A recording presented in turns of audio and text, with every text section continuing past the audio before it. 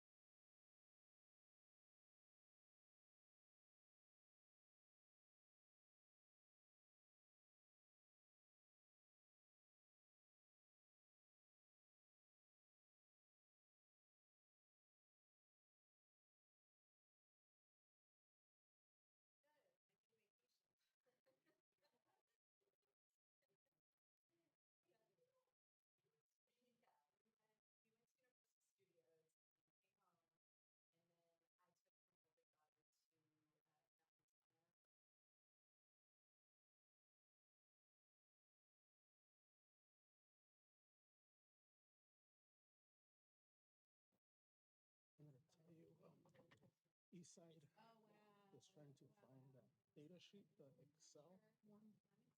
So they said that they're going to have to contact the company that did it to get the background the raw document. data. Yeah, the raw data, that's what I need. They sent us the presentation, which I sent you. Because I need to be able to segment out the.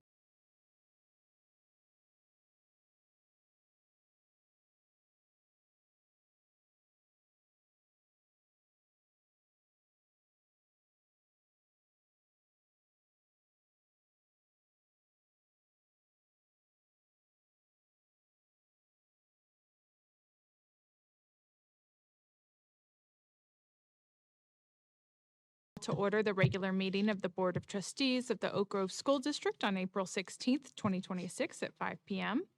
May I have a motion and a second to approve the agenda? Motion to approve the agenda? All in favor? Aye. Any opposed? Nope. Hearing none, the agenda has been approved and as submitted. The board at this time will recess to closed session to discuss 2.1, public employee performance evaluation, 2.2, to confer with labor negotiator pursuant to Government Code Section 54957.6, 2.3, conference with legal counsel, 2.4, public employee appointment and employment. Individuals wishing to address the board regarding a closed session item are asked to reference the specific agenda item in their public comment. You will have 3 minutes to speak. Have any public comment cards been submitted from individuals wishing to speak on these closed session items? None, President Aber. We will now recess to closed session and we will return at 6 p.m. Are these from you, Tila? Yes. Thank you.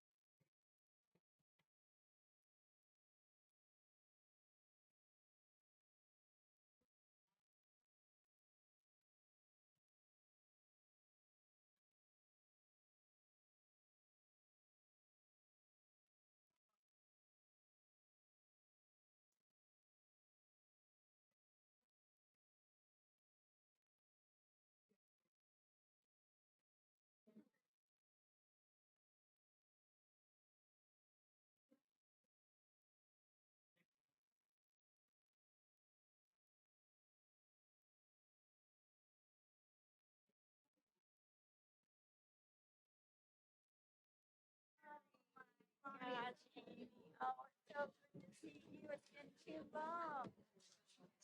How old are your kids? 17 or 12.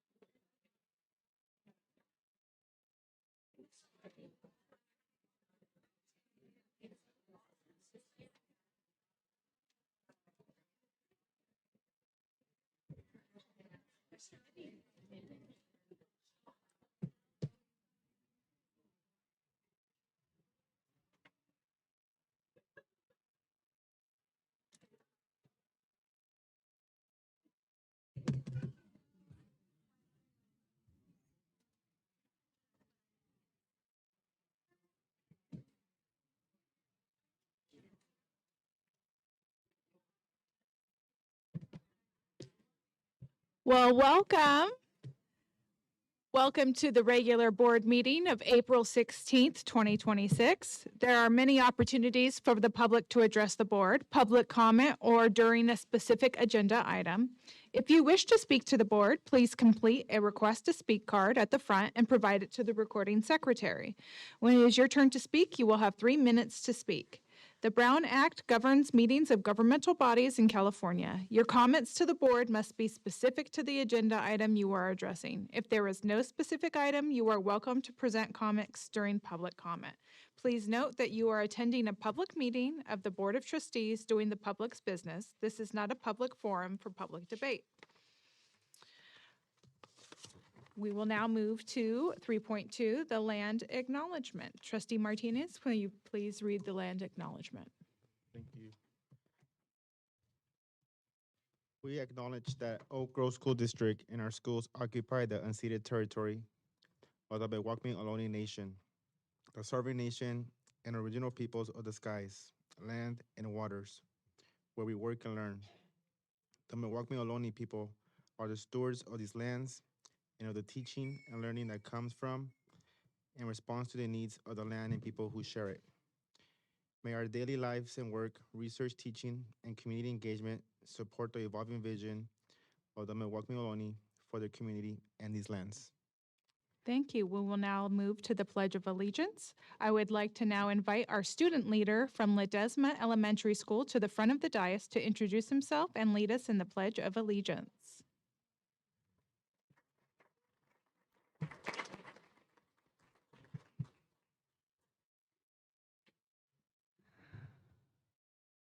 Hi, my name is Davin Pham, and I'm a 6th grader at Ledesma Elementary School. I'm honored to be here to lead everyone in the Pledge of Allegiance. Everyone please stand, which you already did. Ready, salute. I pledge of allegiance to the flag of the United States of America and to the republic for which it stands, one nation, under God, indivisible, with liberty and justice for all. Please be seated. Thank you.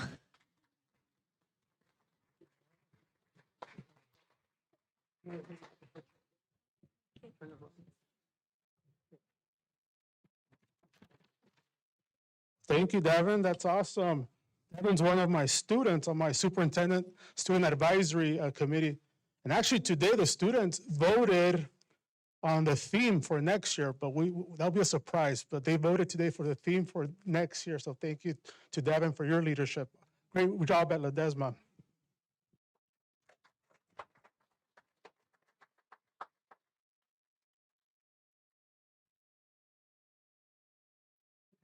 All right, nice job and congratulations to parents. Thank you.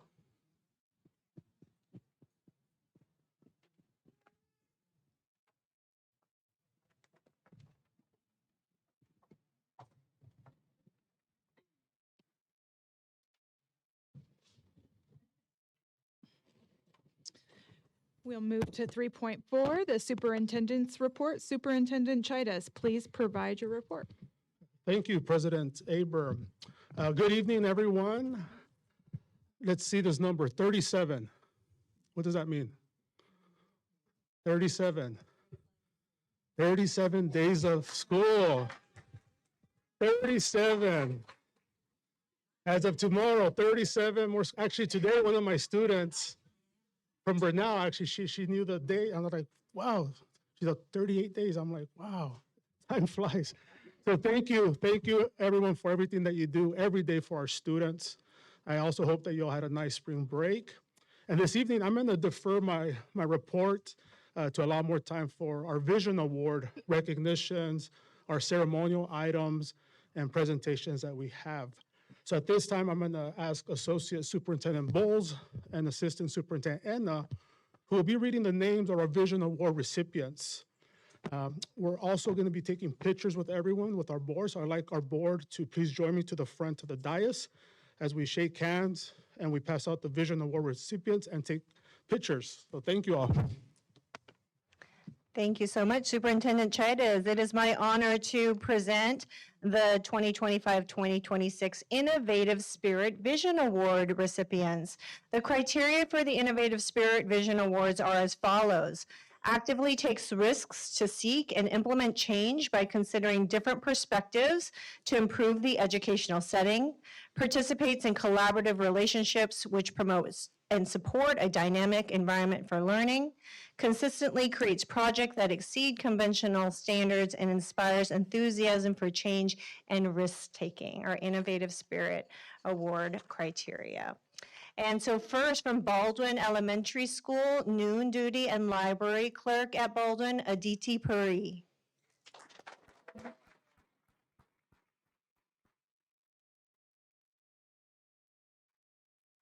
From the Educational Services Division, Executive Secretary Ale Alvarez.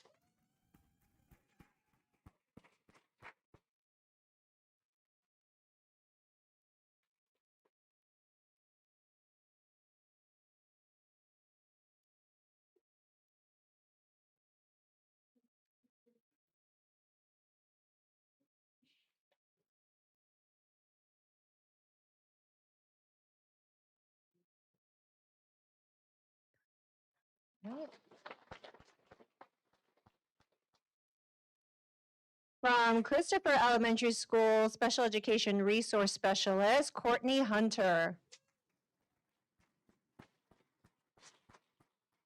Oh, with a special precious guest.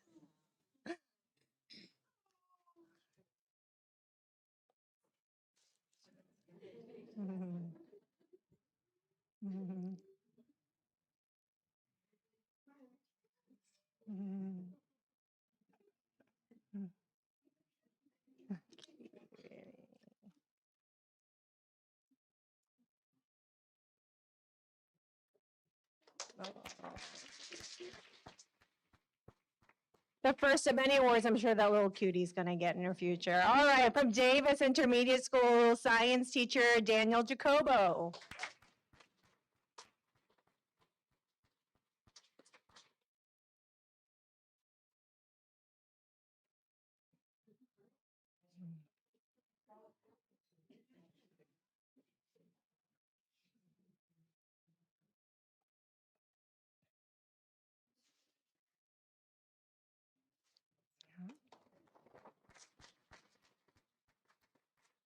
From Oak Ridge Elementary School, third grade teacher, Ms. Han Thompson.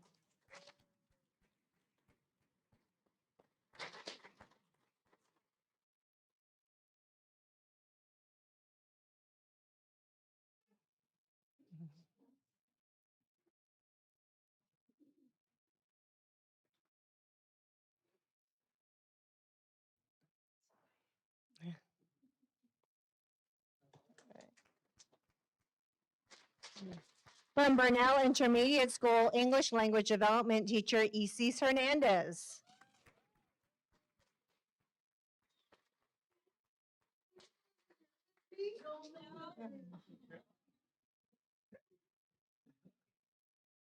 There's been a special request up front for Tammy Young, Principal of the Year, who will be honoring next week at the AXA Region 8 Awards ceremony.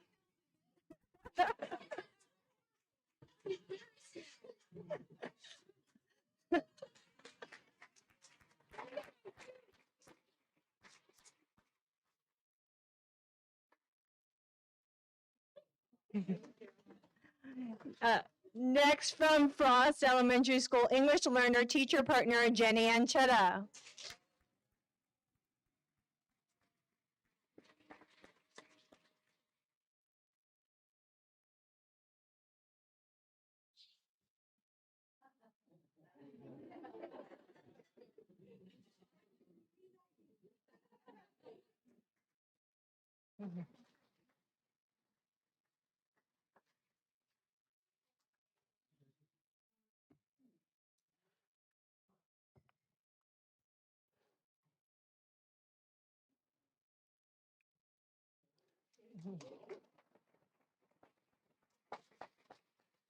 From the Indigo program, 3rd and 4th grade combination class teacher, Kayla C. Fernandez.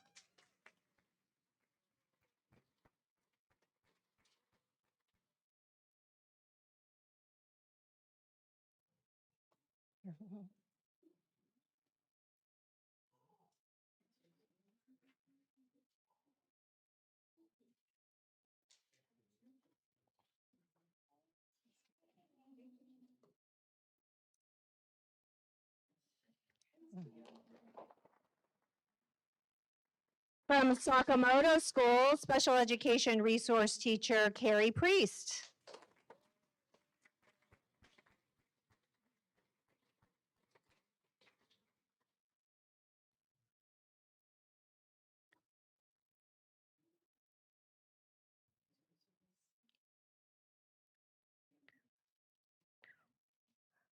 We're also going to honor Carrie at our upcoming recognition dinner as a retiree at the end of this year. So thank you for your service.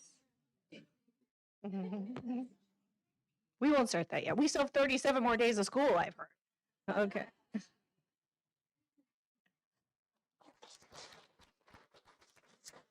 Next from Santa Teresa Elementary School, Special Ed Resource Specialist, Carrie Riley.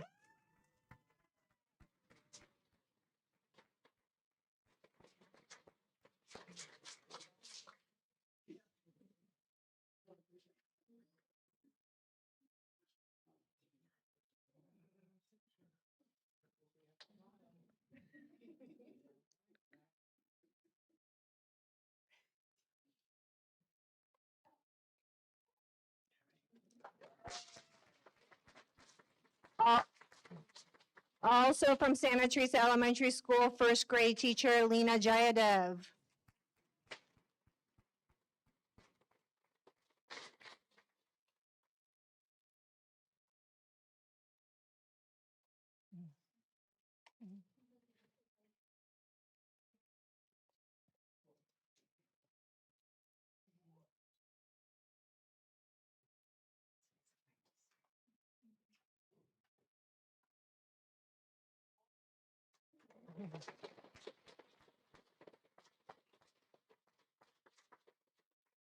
Also from Christopher Elementary School, STEM teacher, Martine Aguilar.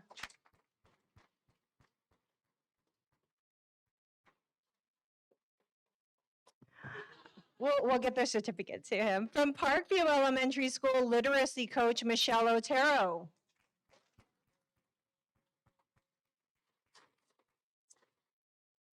From Baldwin Elementary School, TK teacher, Rochelle Percy.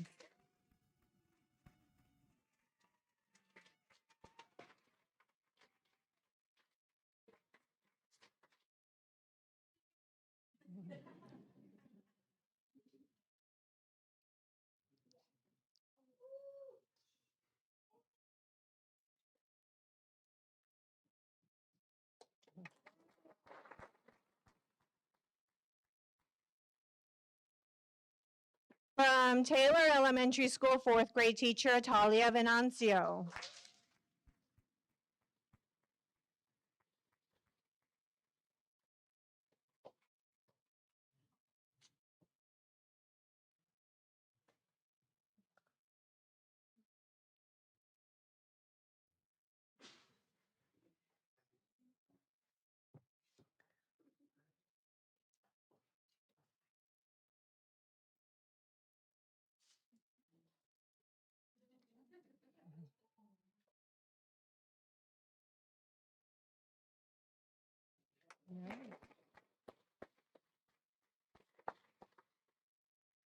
From Ledesma Elementary School, School Secretary Tina O'Hara.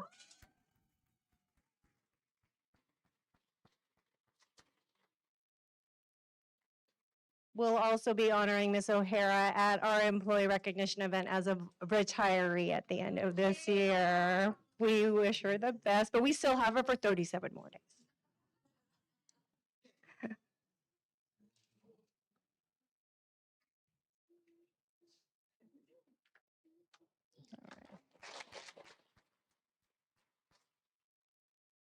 And lastly, in this category, and afterwards, we're going to ask all the recipients of this award to come back up. But lastly, from Edenville Elementary School Wellness Center Coordinator Utopia Corey.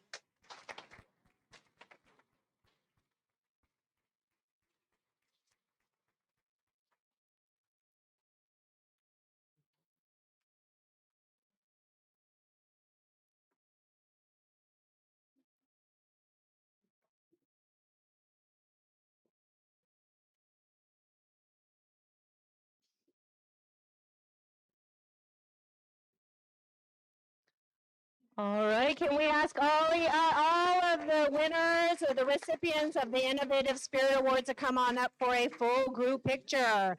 Come on back.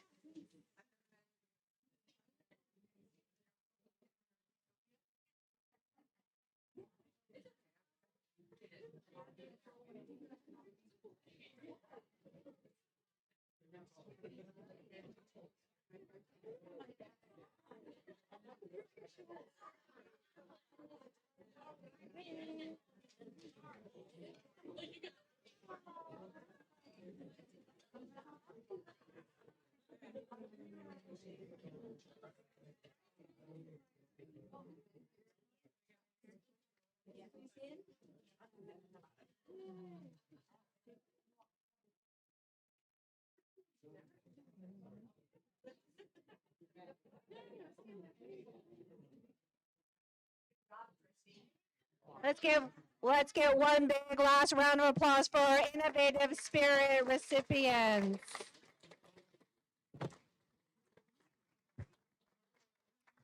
All right, it's not over yet. We have more awards to distribute. We're so excited because we have award recipients here tonight for the Quality Instruction Vision Award.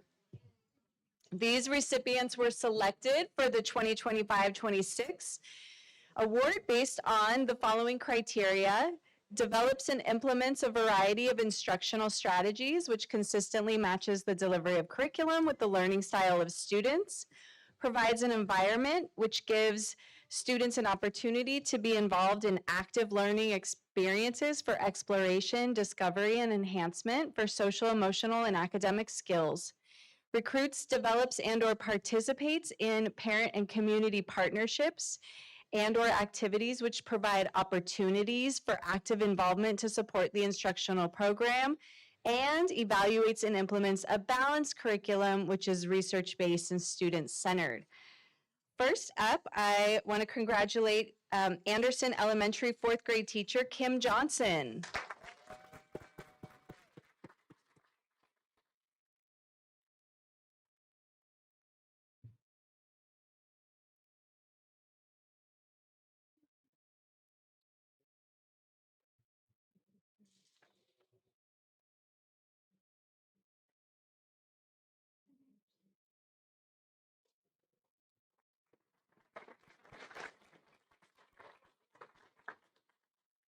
From Baldwin Elementary School, we have a team, but I will call them up one at a time. We have SDC preschool teacher Deep Pham.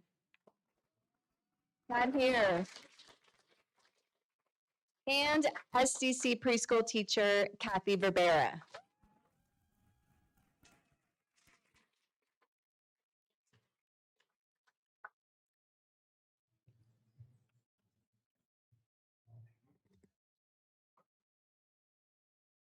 Work it, Kathy, work it.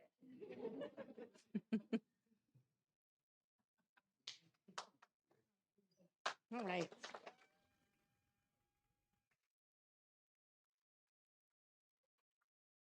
From Bernal Intermediate, science, music teacher, band and orchestra, Andrea Fennern.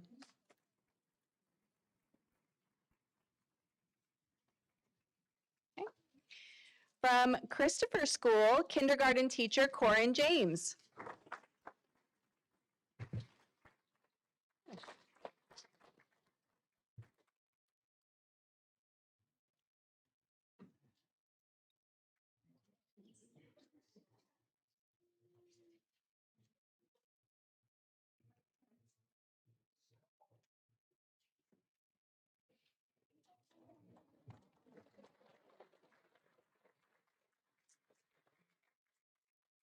From Davis Intermediate School, 7th grade English Language Arts teacher, Vanessa Nunez.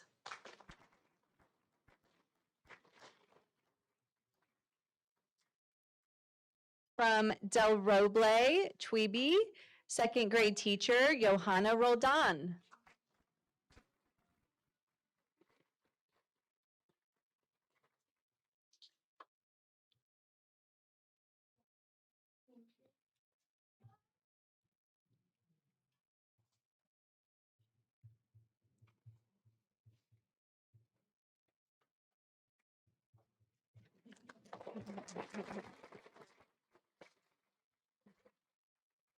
Also from Del Roble Base, lead 2, Miss Maria Esquivel.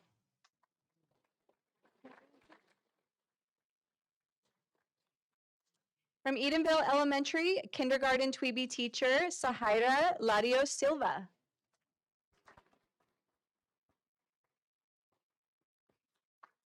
From Frost Elementary, kindergarten teacher, Karina Cardenas.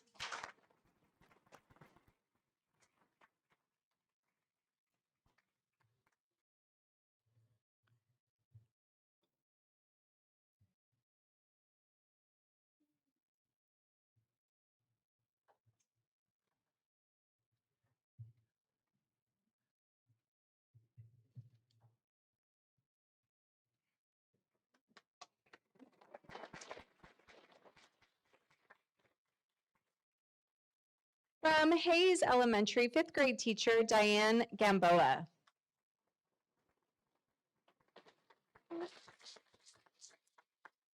From Herman Intermediate and the Adventure Program, science and art teacher, Jennifer Liu.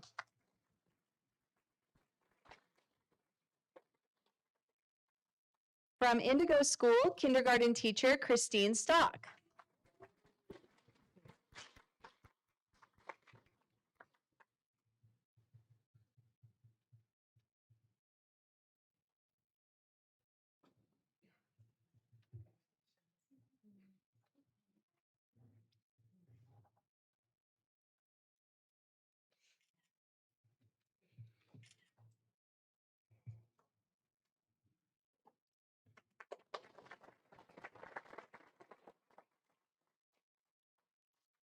From Ledesma Elementary, 4th and 5th grade combo teacher, Bob Prola.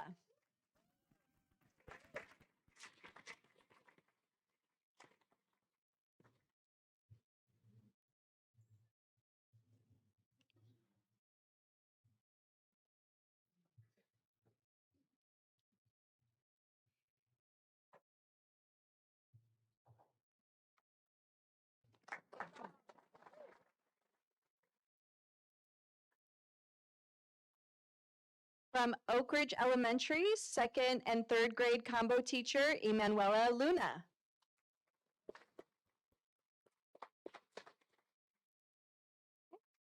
From Parkview Elementary, 6th grade teacher, Cindy Bish.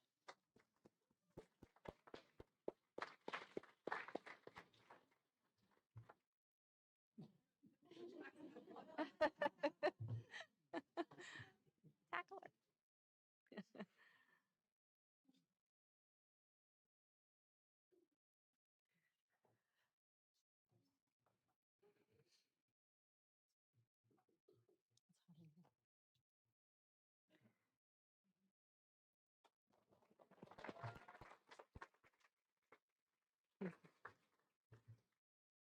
From Sakamoto Elementary, 4th grade teacher, Michelle Scheid.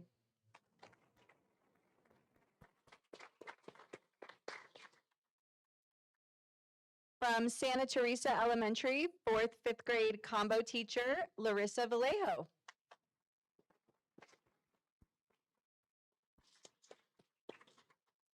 From STEAM at Stipe Elementary, 2nd and 3rd grade combo teacher, Lori Laforte.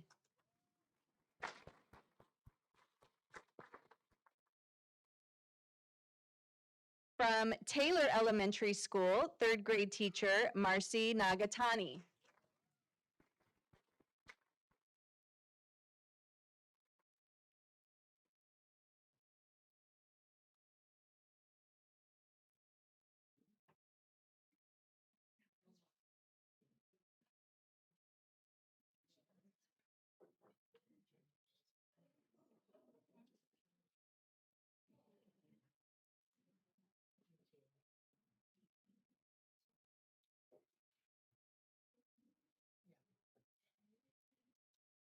Okay, congratulations, Quality Instruction Award winners. Please don't go away. Come back up to the front for a group photo. Come on down.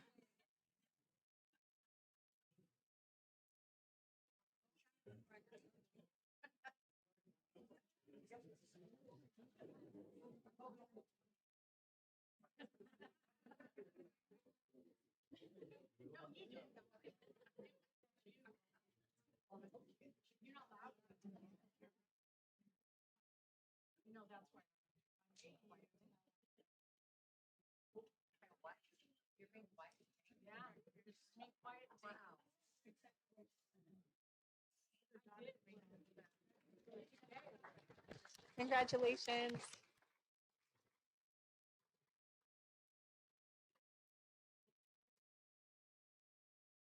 Okay, congratulations. Awesome job to all of our educators. Thank you for everything that you do for our students. At this time, I'm going to present the Super Bowl winner, the Stanley Cup winner, to get the California Distinguished School Award is very similar to winning a Super Bowl or Stanley Cup or a championship in the professional sports world. Many of our schools, actually, many of our schools, the majority have been a California Distinguished School Award winner at some point. Now, you do not need to apply. Back, you had to apply here to submit an application. There was a validation visit.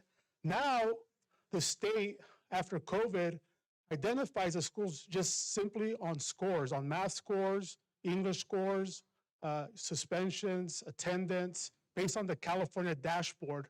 And what they look for is growth. So this evening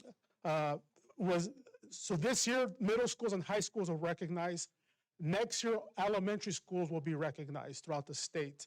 So for elementary schools, you can do it right now. Kids are testing. Those are the scores they're going to be using to see if there was growth from the prior year in their proficiency. And then the different colors with red, green, blue. You want to get green or blue, but making growth. This year,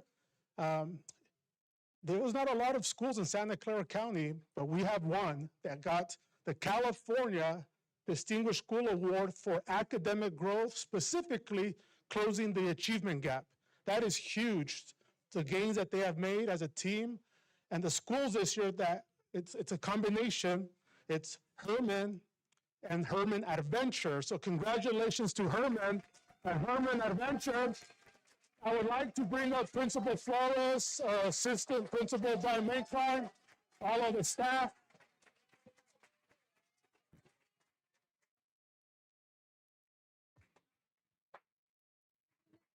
Here you go. And this is just the beginning of awards. There are many other awards that you will be getting from the state, an official plaque, framed certificate, some more banners. This is just something that we put together for today, but you will continue to get other swag from the state as part of a California Distinguished School. Congratulations, and we're going to take a picture here.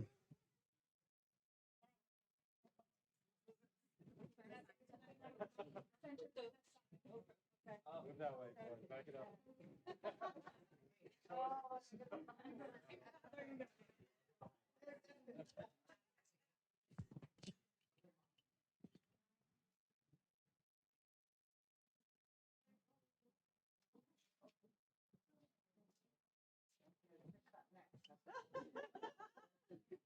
I know, but before we go, Principal Ford, would you like to say a few words?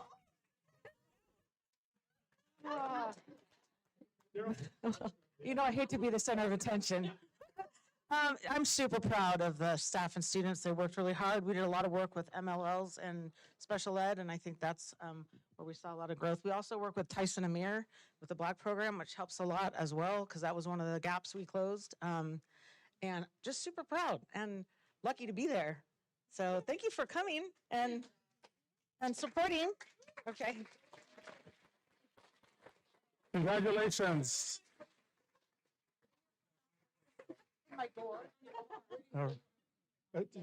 Wherever you want. But, yeah. Okay.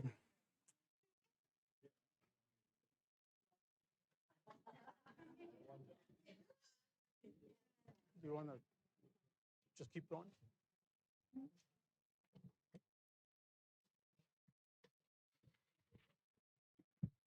Okay, President Aber, this concludes my superintendent's comments for tonight. Thank you. With all that jubilation, I will now move to 3.5, our closed session report. The board met in closed session to discuss 2.1, public employee performance evaluation of the superintendent. No action was taken. 2.2, confer with labor negotiators pursuant to Government Code Section 54957.6. No action was taken. Conference with legal counsel, existing litigation.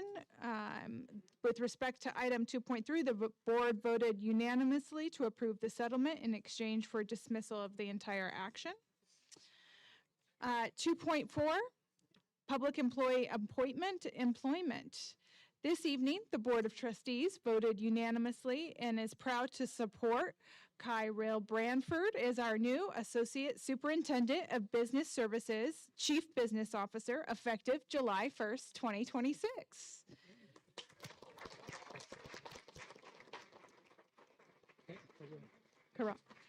Kyrell joins Oak Grove with over 20 years of leadership in public education finance. She currently serves as the CBO for Charter Oak Unified and has held key leadership roles at the Los Angeles County Office of Education and several Southern California school districts. Throughout her career, she has managed multi-billion-dollar budgets with a focus on transparency, internal controls, and student-centered fiscal stewardship. Beyond her technical expertise, Kyrell is certified CBO and holds a Master's of Public Administration from the CSU Long Beach. She is known for her collaborative leadership style and her commitment to ensuring that every dollar is strategically aligned to support the instructional and social-emotional needs of our students. Kyrell, we are thrilled to welcome you to the Oak Grove family. We look forward to your leadership in the Business Services Division as we continue to advance our district goals. At this time, I'd like to invite Kyrell to the podium to say a few words.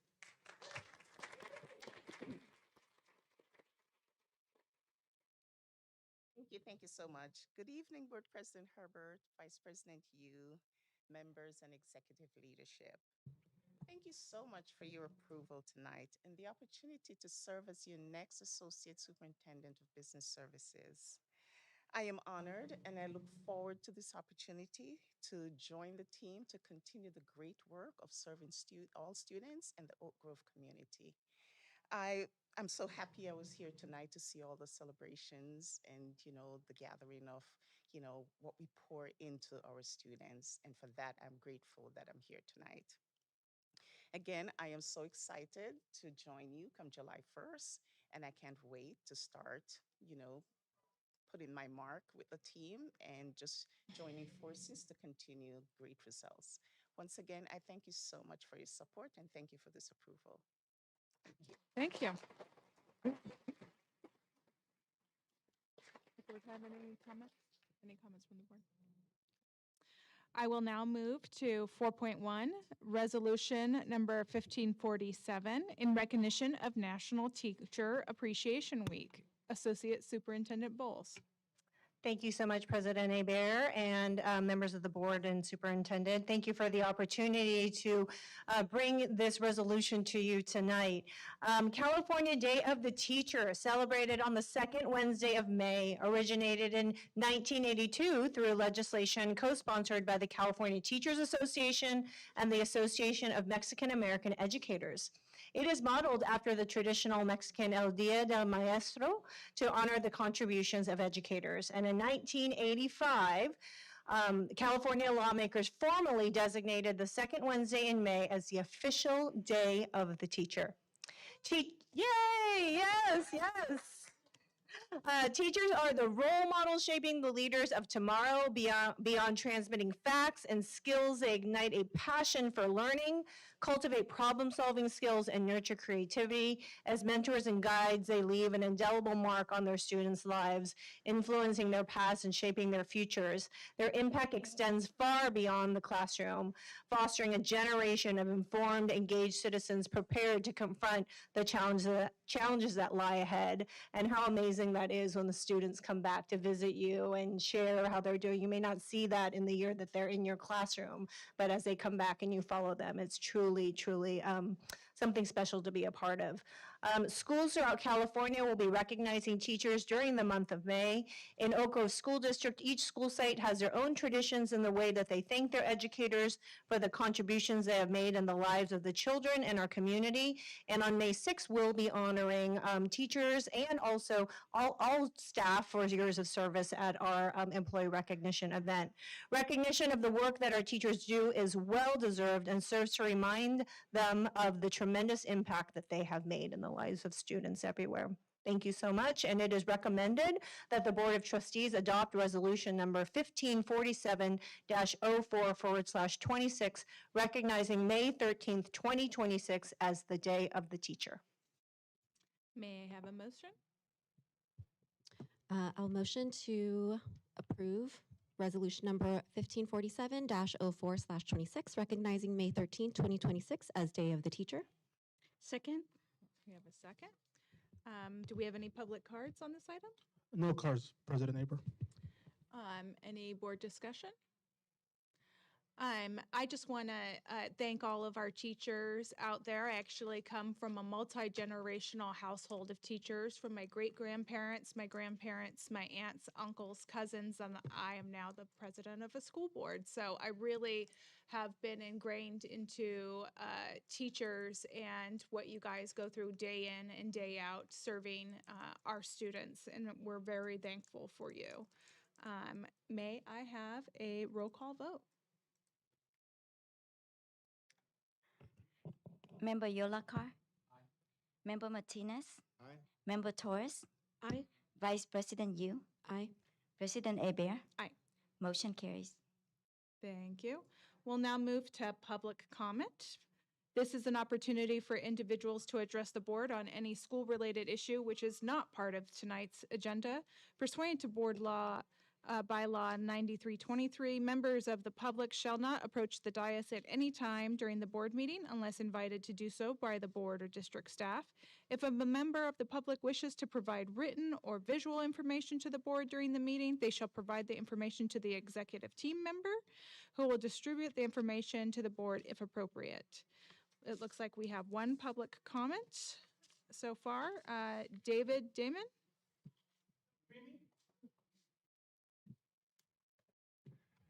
I just wanted to continue on the theme of tonight, which is celebrations, even though I had a different message to bring, because everybody in this room and everyone who left, who received awards, deserved them. This district is very important in our community, and every person that participates in the education of children is equally important, if not more important than anything. Tonight's my birthday, so that's another reason to be talking about celebration, right? Thank you very much. 55 years. So that's just, and so far what I've learned is that being part of a community is one of the most important things you can do. And a long time ago, well, not that long ago, a long time for me anyway, I committed to be involved in this district because my kid went to a school here. He's in high school now. So I'm just back to state that I'm here, still in support of this district, still in support of public education. to remind everyone we're still under a lot of pressure to, you know, destroy it for some reason, and that it's important that we all fight and that there's more participation. That participation is important. This participation that was here tonight with all the teachers, we need to continue that, because the only way that we're going to save public education is if we work together. And as a systems engineer who studies complex adaptive systems for what used to be a living until I retired, I can say that the system is under a lot of strain, and there's, you know, pennies that we're fighting over now here in this boardroom that are just evaporating because there's a thing called systemic failure, and we have a systemic failure in public education funding, and that doesn't happen in here. Yet we're forced to fight over it in this room, and I just wanted to, you know, point out the systemic failure. You got to follow where the failure originates, so you can find the feedback loop that gets you to where it started. So part of that's at the state level, and the other part's at the level where they destroyed the Department of Education. These kind of things are unacceptable. We're like making equity not a thing anymore. I'm not okay with that. So I just wanted to come here and tell everyone that, yeah, I'm here to fight still. Even though my kid doesn't go here, it doesn't matter. Public education matters. You all matter. And we need to, and my birthday present to myself is to honor my commitment that I made before at a higher level and continue to participate in saving public education, because it's the most important resource we have. Thank you very much.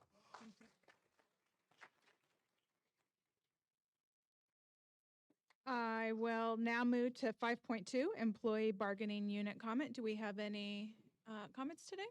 Thank you.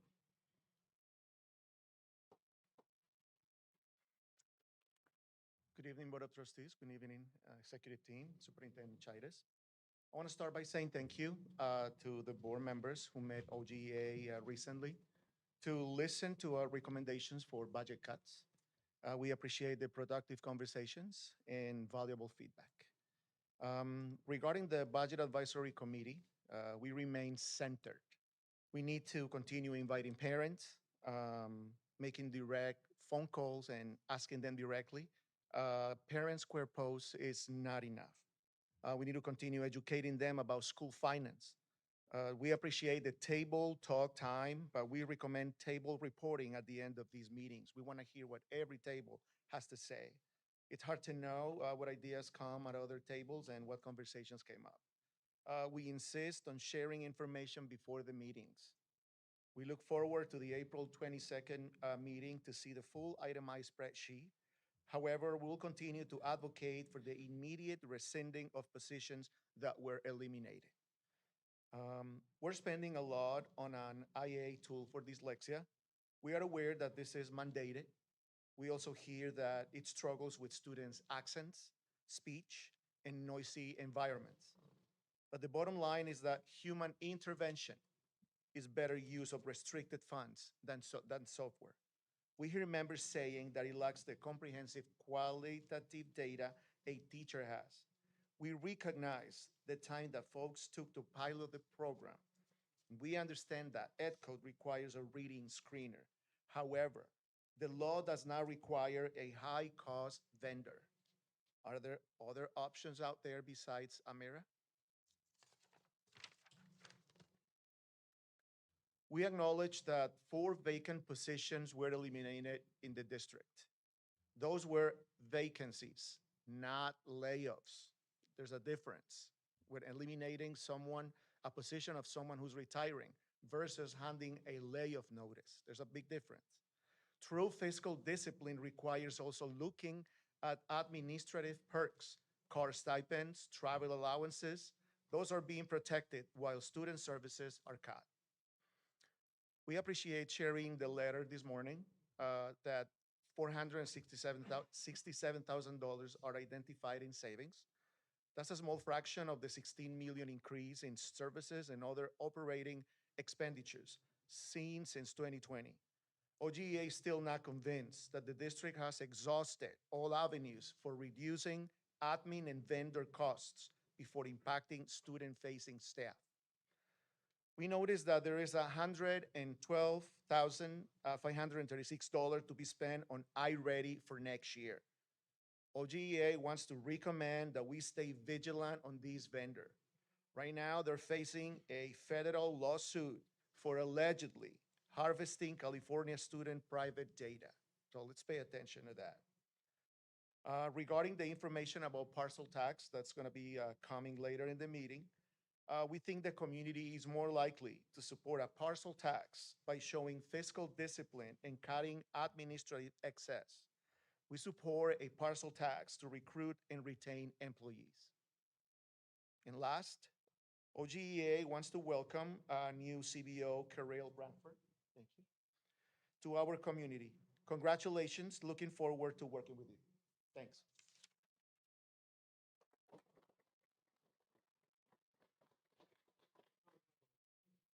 Okay. I will now move to the consent agenda. Superintendent Chides, please present the consent agenda. Thank you, President Neighbor. At this time, I would like to recommend that the board approve the consent agenda as submitted. May I have a motion and a second? I motion to approve the consent agenda as submitted. I'll second that. Have we any public comment cards that have been submitted? No public comment cards, President Neighbor. Any board discussion? No? May I have a roll call vote? Member Yolakar, Member Martinez, Aye. Member Torres, Aye. Vice President Yu, Aye. President Hebert. Aye. Motion carries. We'll now move to 7.1, Julia Baldwin School of Innovation STEAM programs as options in the Bernal Learning Community. Assistant Superintendent Enna. Great. Thank you, President Hebert, Superintendent Chides, and members of the board. I'm pleased to present this information item tonight along with Baldwin Principal Christy Loper.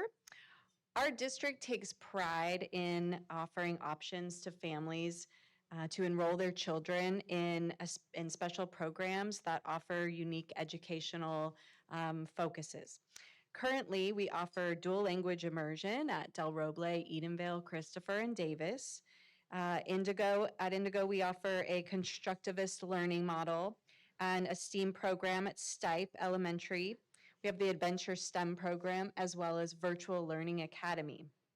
Until now, all of our program option campuses are in the Davis and the Herman learning community. Baldwin Elementary School, however, is uniquely positioned to offer a STEAM option in the Bernal learning community starting in the 27-28 school year. Here to share Baldwin's path toward becoming a school of innovation is Principal Christy Loper.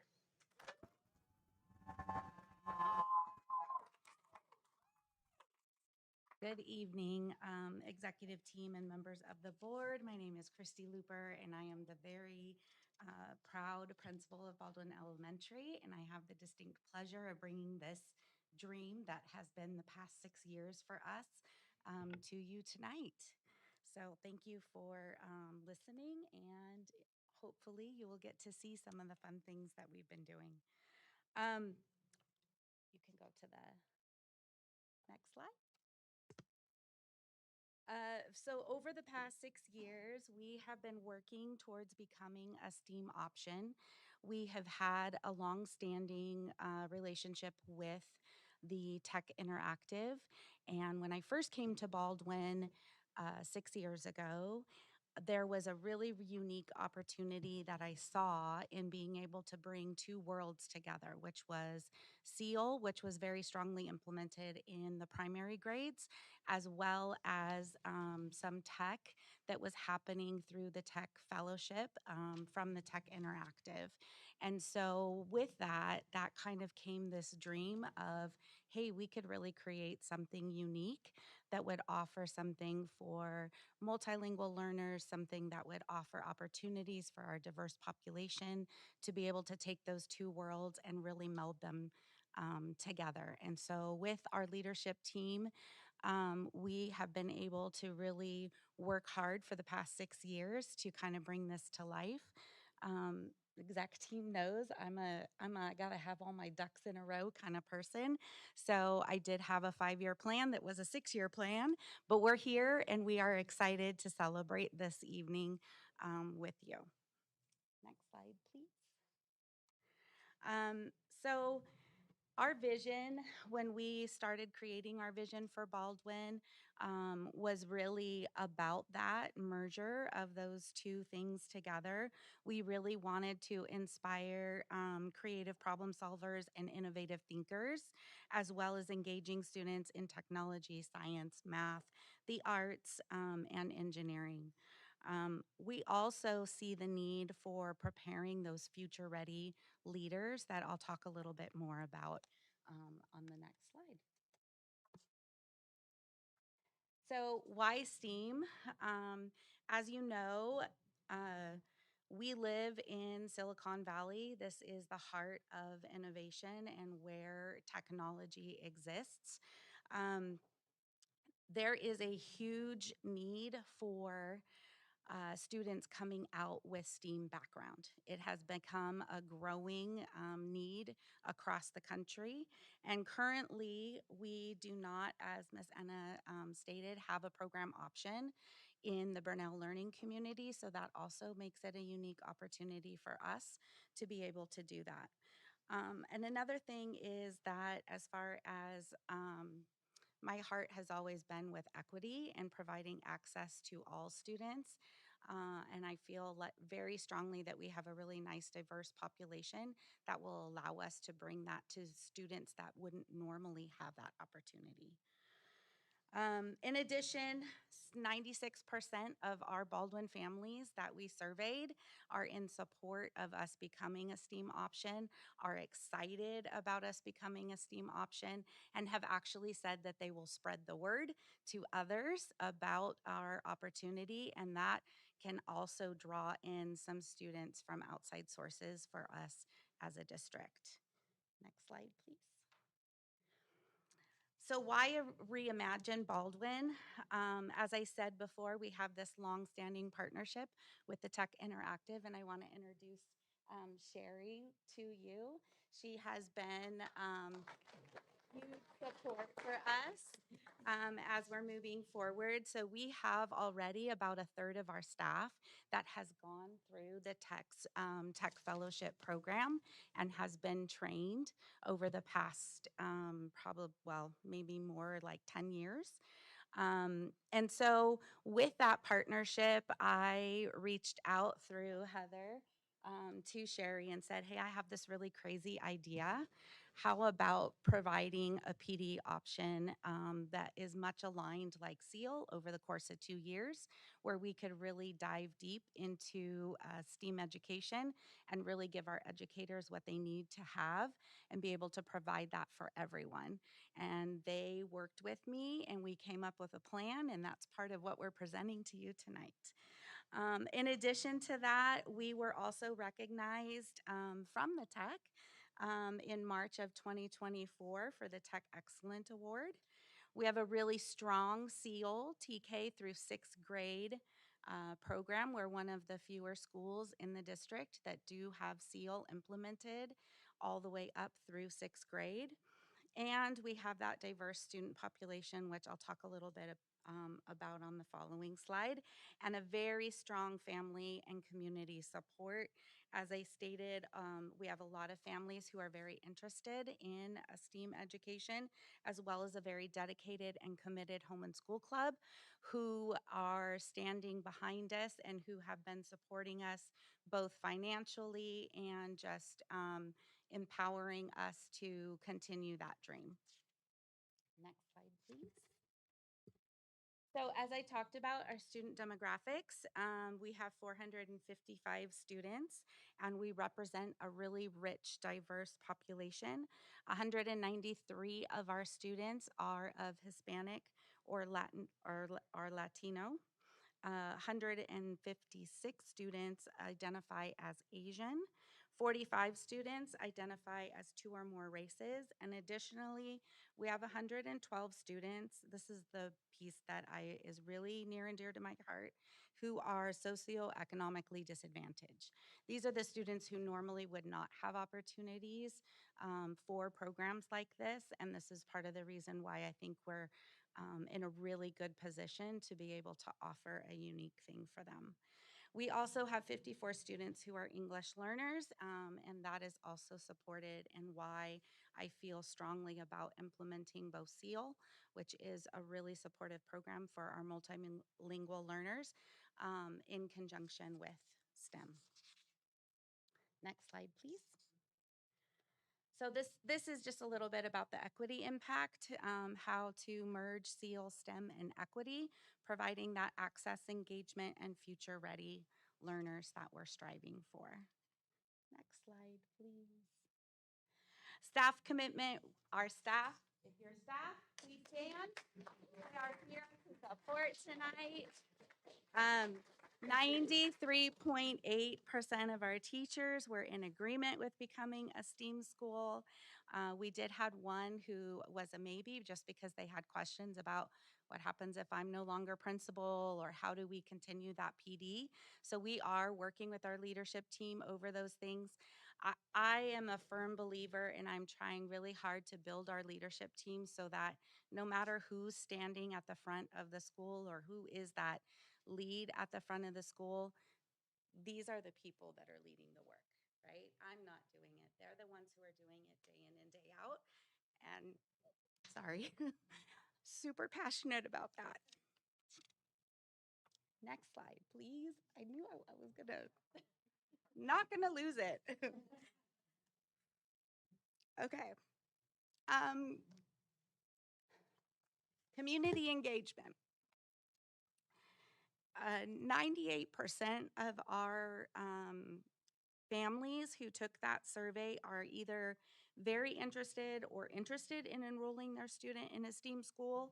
2% were neutral, so we did not have anyone that was against it. 95% had no concerns whatsoever, and the 5% who did have concerns were students who or families who were worried about homeschool, not being able to, living in that homeschool area, not having access to that school. And so since we've affirmed to them that that's not the case, they will have access. They will have first priority to our schools. They are totally on board. 96.5% said that they are either likely or very likely to recommend our school to others. This is the graph that you see on this slide. This is probably one of the things that excites me the most, especially in the fiscal situation that we are in and finding ourselves in right now. It's an opportunity for us to try to bring students back from private schools and also back or outside of our district into our district. And 88% of our families said that they would be willing to support us either by devoting time, expertise, monetarily, or both. So we have a really strong family community engagement support. And lastly, our community engagement nights have a very high participation rate. We have a STEAM night, math night, and literacy night every year. This year, our theme was grossology for STEAM night. It was amazing, and the kids loved it because it was everything gross. And it was so very, very highly well attended. Usually, we have over 300 people in attendance on those nights, which is hard on a weeknight. During the week when parents are trying to run from place to place, but they come because it's fun and engaging. And another thing, I would just want to give another shout out to the teachers because they're the ones who do it. They do it on their own time. It's not part of their adjunct duties. They do it out of the kindness of their heart because they want to provide those things for our families. So really, really proud of them for that. Next slide, please. Okay, so partnership and PD plan, I just kind of wanted to lay out for you what that's going to look like over the next 2 years. As I said, we are partnering with the Tech Interactive and with Sherry and her team and working closely with them over the course of the next 2 years to provide professional development and training. We are also, and I want to introduce you to Miss Asmita. She is one of our parents at Baldwin, and She has created a company called Luminous Minds, and she has been offering after-school STEAM workshops at our school for students. She also is coming on board to do some in-house, hands-on in the classroom with the teachers. Let's get our hands dirty and do it. Support over the next 2 years to really support us in having that training and hands-on learning happening as we go through this journey. We did launch on the 30th of March, and we did have our first tech interactive PD with the Tech Academy on design learning. And so we've already started on that journey, but we will continue over the course of the next year and the following year as well. Next slide, please. So this is kind of our implementation plan. This is like our scope and sequence of where we're headed and where we've come from. This is tonight we are at April 16th, and we are hoping for starting enrollment in the 27-28 school year in January of 2027. That's our goal. We are going to continue to work with our leadership team. We're working on developing a scope and sequence, what that's going to look like from TK all the way through 6th grade. What does it mean to be a STEAM school? What is that going to look like on a day-to-day basis in the classroom? We're also probably going to tweak or modify our vision and mission just slightly, although we were pretty forward thinking when we wrote those vision and mission statements together when I first came on. So some of that is already included in it, but we might just make a few modifications. And so we're really excited about that. And next slide. I think we're at the end. So I just want to thank you for listening to us tonight, for allowing us to have our dream come true.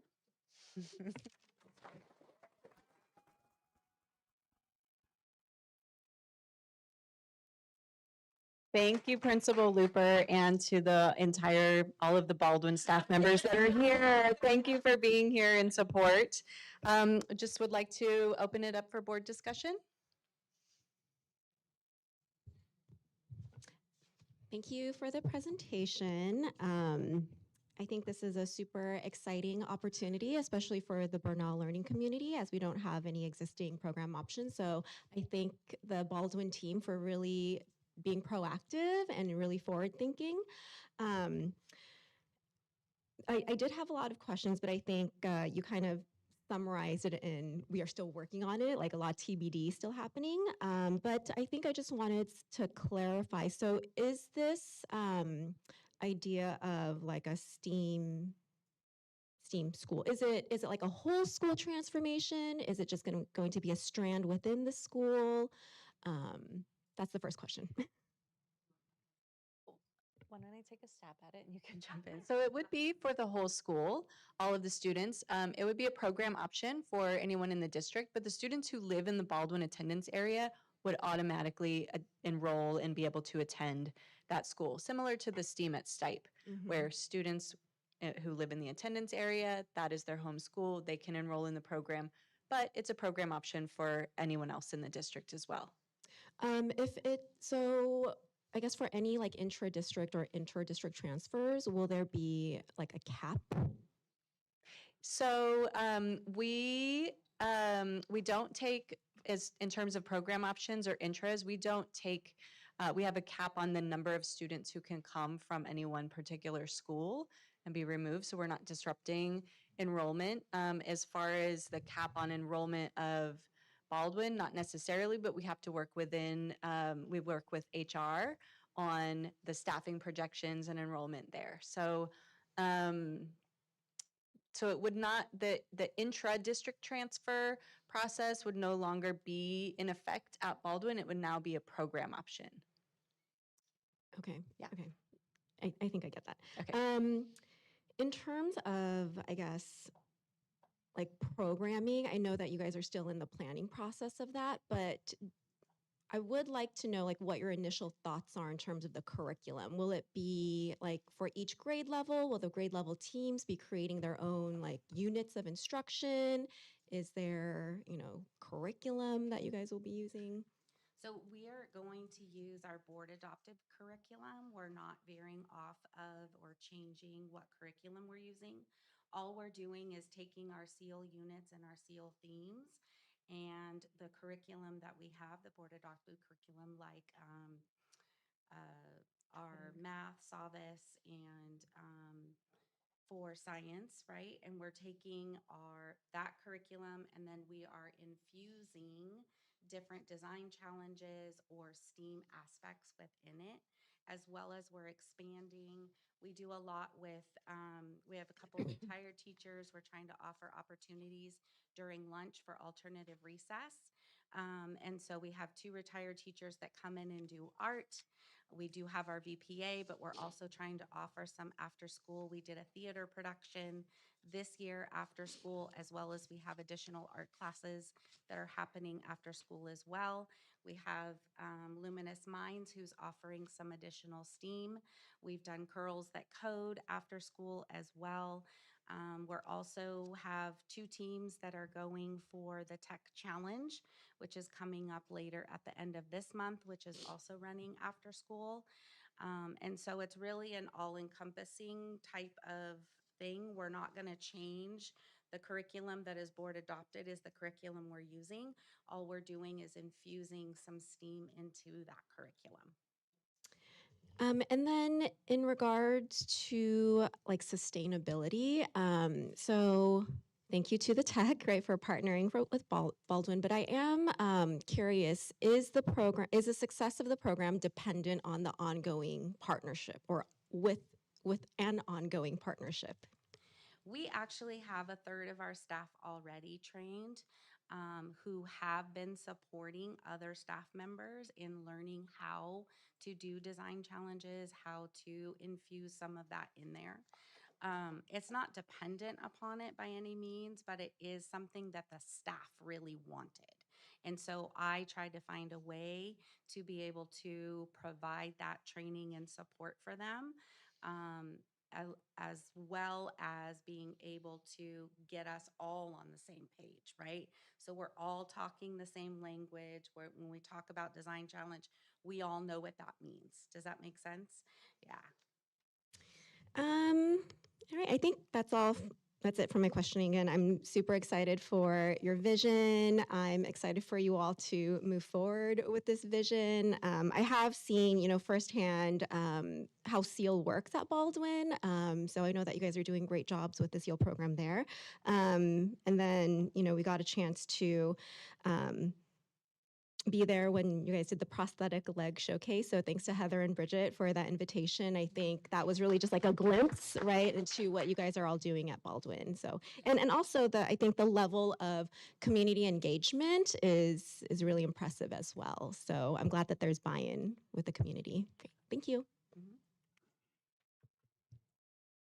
So again, just to say thank you for the presentation. It was really informative, but also to notice that you've been working through this for 6 years.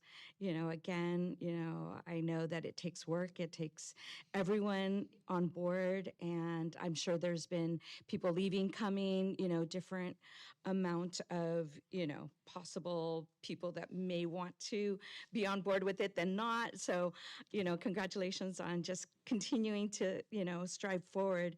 I guess my question would be something in regards to when a school decides to become a STEAM site school, is there an adoption of that? Is there a state, document that we have? Is that something, again, where a distinguished school, when that happens? How does that all work? I don't know enough about that. Yeah, thank you for the question. It really is an internal process, and if a school has the intention of becoming a program option, we really have to filter it through what are the other program options that we offer in our school district, what is the staff buy-in. That's a really big piece of it because we want to have everybody on board and some of the components that Principal Looper presented in terms of the sustainability and how long, what is, all of that is internal, but there isn't a state recognition or a reporting requirement. It is part of our process. And the reason why we saw a need for a program option at Baldwin is because it is serving our Burnell learning community, which currently doesn't have a program option. So it's bringing programs to residents of the BLC. And then also, is it standardized as far as where, as like Stipe School has their STEAM, and then would it be the same? Is it different? They're approaching it in slightly different ways. Yeah, the STEAM is, of course, science, technology, engineering, arts, and math. Across the board, there's opportunities for, they have their makerspace at Stipe. The schools are approaching it a little different way. Adventure is also a STEM program, so they're approaching it in a slightly different way as well. So I think for each of the schools, it's a response to the needs of the community and also tapping into the talent and the resources within their teaching staff. Okay. And then just lastly, in regards to like, as far as teachers, when we train them, is there a standardized training that everyone gets? What does that look like? And is it where, because again, I can foresee at times where someone says they're not completely trained in that particular thing because it just didn't happen or whatever, but what is the protocol for that? You want to talk a little bit about the professional That was one of development? the reasons why our teachers really requested formal training and why I approached Sherry and said, hey, what do you think? Is there an opportunity for us to extend our partnership a little bit further? Just because there really isn't anything out there. The Tech Interactive has always offered trainings, and if you want Sherry, she could talk a little bit about that too. I can put her on the spot, but they have offered trainings, and a lot of our district has gone to those trainings. They tend to be on Saturdays, and then there is a summer component. And so one of the things that the staff and I discussed was we have some teachers who Saturdays are not an option. Summer is also not an option. Some of them work second jobs or they're trying to work summer school, things like that. And so that was another reason why I had reached out to them and said, here's a resource in our community who's promoting STEAM education, and can we partnership together to be able to provide that training during our work hours? Does that make, Thank you so much. I know that it will bring in more families looking forward to joining our district because there's something unique and different happening there. Thank you. Thank you for your presentation. I just want to add some comments. Just appreciate the commitment to put a program out there for students and to attract more families to see this as a way to choose Oak Grove. We got to be different, and we got to attract families to why they want to be in Oak Grove. I enjoyed the presentation. I look forward to the kids, the students being inspired by what they learn and see what they end up with, the possibilities of the job market that they could really get into. I know, especially as you said, the socioeconomic students, they really need that spark, that motivation to kind of have that drive to what they want to do in the future. So I'm excited to see that happen, and thank you for what you're doing.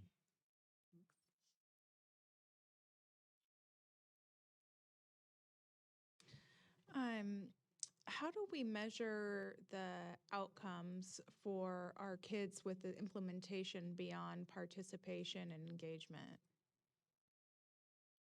for you, The improvements, like once we implement this, how are we measuring how it affects the kids in their test scores in their reading and their math? Does this, if we have it different models, are we measuring them against each other? Are we talking to each other to make sure that we can carry over lessons learned from our other STEAM schools? You mean in partnership and collaborate? Of course. I have worked closely with Principal Tilston in the past. She actually was a teacher at Baldwin. So she and I have a longstanding relationship, and I'm sure that we will work hard together to be able to have those conversations. We've already talked about different things that they're doing and things that we're doing. So I can see that growing and expanding as we learn together. I think as far as measurement goes, we're going to use the same measures that we're all using in the district. I do think that with doing more STEAM work, you're going to see a lot more critical thinking, a lot more problem solving, and so I am hopeful that you're also going to see those test scores go up. I wish I had a magic ball to say, here it is, and in 2 years you're going to notice this, but I don't.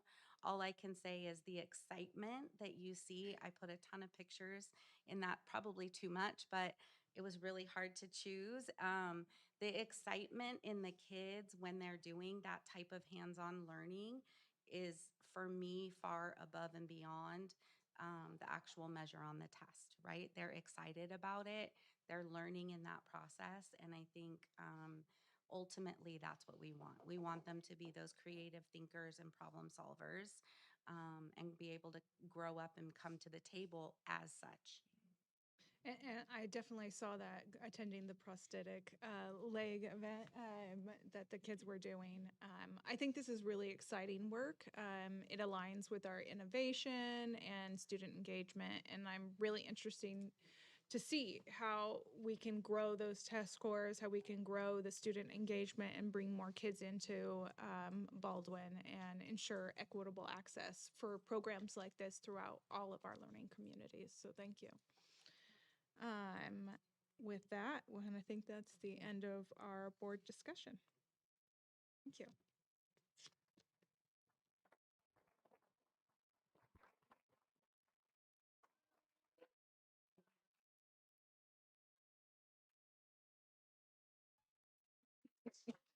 I will now move to a fun topic, 7.2, updated board policy 5131.8, mobile communication devices. Assistant Superintendent Anna.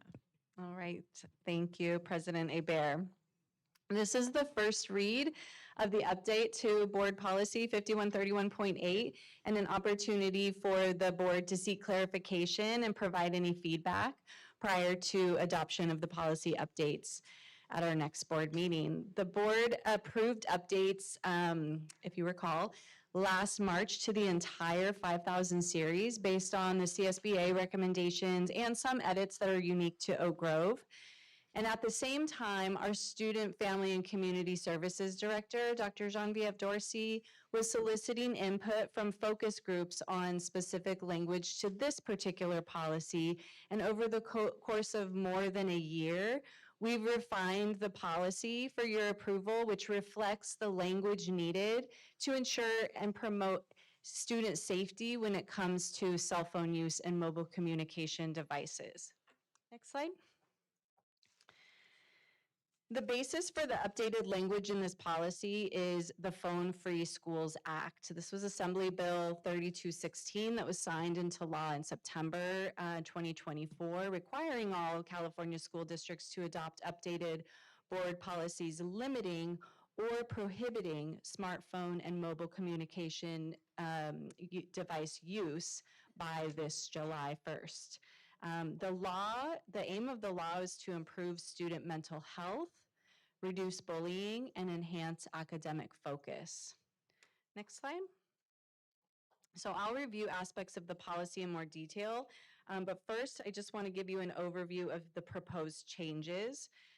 Whereas the current board policy states that students may use cell phones, smartwatches, pagers, or other mobile communication devices on campus during non-instructional time, The updated board policy states that students shall not use smartphones or other mobile communication devices while at school or under the supervision or control of a district employee, which means that phones and devices shall remain off and away during the entire school day or on a field trip. There is, let's see, teachers or administrators may grant permission. So there is some language in there that allows for exceptions to the rule. And while teachers or administrators can grant permission for students to use their phone, we've added that if a teacher or administrator grants permission, the adult must supervise that use. That means that the use of mobile communication devices to access instruction or free time or as a reward will no longer be allowed during the school day. We've also added language that includes prohibiting the use of recording devices, just to be clear on that, in order to maintain student privacy. Next slide. So in terms of the definition of mobile communication devices, they are, but not limited to, cell phones, personal data assistants, iPads, smartwatches or glasses, AirPods or similar devices, or laptop computers with cellular or phone capability and also two-way radios. The policy clearly states that mobile communication devices shall be turned off and stored during instructional time throughout the school day. Specifically, the student puts them in their backpack. We're not storing the devices for them. They're storing their own devices. And one of the main reasons for prohibiting the use of phones and devices is to ensure that students are using the internet and online learning tools. When they do that, they're doing so within the safety guardrails of our own network in the district. Students who are not using district devices and accessing content using cellular service are not protected by our network, which means that they do not have the guardrails such as student data privacy, blocked sites, web filters, and student activity monitoring that alerts teachers and administrators of concerning searches or activity. Also, there is recent and ample research pointing to the harmful effects of the use of smartphones and social media, gaming apps, etc., basically the phone-based childhood and the harmful effects on young people. So there are some exceptions that are requirements as part of the law in board policy, and one of those is except during a school-wide emergency or perceived threat, the students shall be allowed to use their cell phones or devices. Like I said, when they're granted permission and under direct supervision. If there's a medical purpose, students sometimes have devices for things like tracking their glucose monitoring and things like that, or if it's required by a student's individualized education plan. Also just wanted to, there's a note in there about smart watches. So we do have students who wear smartwatches and parents feel much more comfortable with them being able to track their GPS location on their watch. So we do make an allowance for smartwatches as long as they're in school mode or airplane mode. So they're not using any of the cellular, they cannot communicate two-way and they're not using any cellular data. But they may not be out or on during state testing. Okay, next slide. Go ahead, please.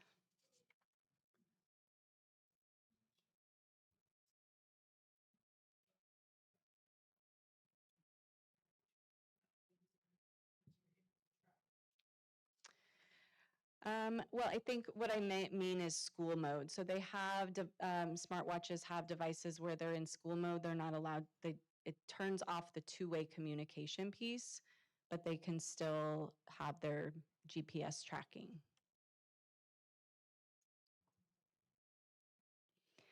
I see your confused look on your face. I'm not sure if I can explain that.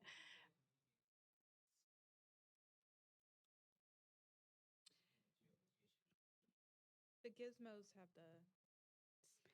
the school mode, and you could still track location in school mode. That is my understanding, is that there's an ability to still have you're still trackable, but you're not communicating.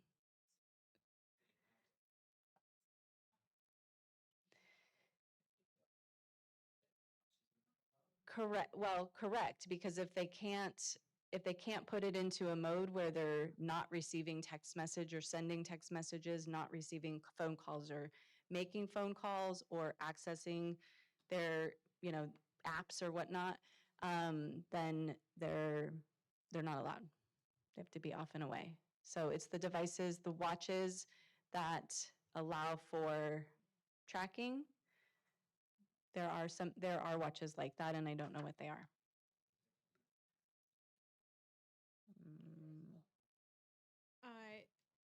It's not Apple or Google. They're child-friendly smartwatches.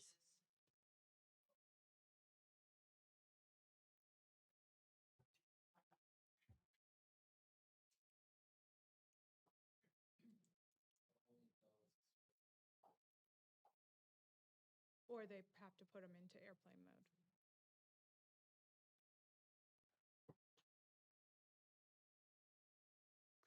Okay. In terms of emergencies, schools do have safety plans in place to respond and take action, as well as communicate with families. School and district communication is prioritized in the event of an emergency, but students may be directed or feel compelled to use their phones. And so during an emergency, that would also be an exception. We also have communication plans in place in the event of immigration enforcement on campus. And since students have their phones off and away during the day, if there's a family emergency or a parent needs to reach the child, they won't be able to be reached by their parent during the school day because their phones are off and their watches are in airplane mode. So the families will need to message the children through the school office, and the office will get the message to the student, or they can connect with their parents after school. So that is a little bit about those exceptions. Next slide. Some other limits and specific enforcement tools that we have in place. One is that, and this has always been the case, that personal electronic devices are not accessible during formal or standardized testing, except by medical necessity. Any device with a camera, video, or voice recording function shall not be used in any manner to record or take photos of others at school, or which infringes on the privacy rights of any other person. So even if a student thinks that they are getting evidence of a wrongdoing, they may not record other students at school, and devices may not be used to bully, harass, demean, threaten, or tease other students or staff. The enforcement tools for this is that students may be directed to turn off the device, and they may be confiscated until the end of the day. Student or school officials do have the right to search student mobile communication devices when they can, in accordance with our board policy 5145.12, a search and seizure. A student may also be subject to discipline for off-campus use of a mobile communication device if it does disrupt school. So this sometimes happens when students are behaving over social media or texting. And the district is, and this has always been the case as well, not responsible for students' mobile communication device when it is brought onto campus. So, a couple things on the enforcement tool. I just want to understand, how are we getting around a phone is considered a personal item, a personal device. So I know if police pull you over, they don't have the authority to do a search. You speak so we can't hear. So I know when police pull an individual over, they don't have the authority to search unless they have a warrant in place. How are we getting around that policy when it comes to a child's phone? Is this stipulating that we will confiscate the phone and we will hold on to it until a parent is present or a guardian is present, or? Yes, we can confiscate the phone. Of course, physically, we're not we're not going up if the student if we ask them to give over their phone, they give it over to us, then we can confiscate the phone and keep it till the end of the class period or end of the school day. In terms of search or seizure, administrators ask students, can you show me on your phone? Can you pull this up on your phone? We don't we don't typically have their passwords. We don't typically when it's available and we can go in and get evidence of something on the phone, then we have the right to do that, just like a backpack. But we don't always have the availability to get into students' phones or apps because we don't have their passwords. So if a student denies that request, then this policy doesn't force them to unlock the phone. It doesn't force them to unlock the phone. We can ask their parents to unlock the phone and give us evidence. Yeah. Yeah, guardian. We do our best to investigate and get evidence from students in every way that we can. I just want to make sure we're not kind of usurping any legal protections that a child has in regards to personal property. Definitely not. The law here, the way that the policy is written is in alignment with law. Okay. Yeah.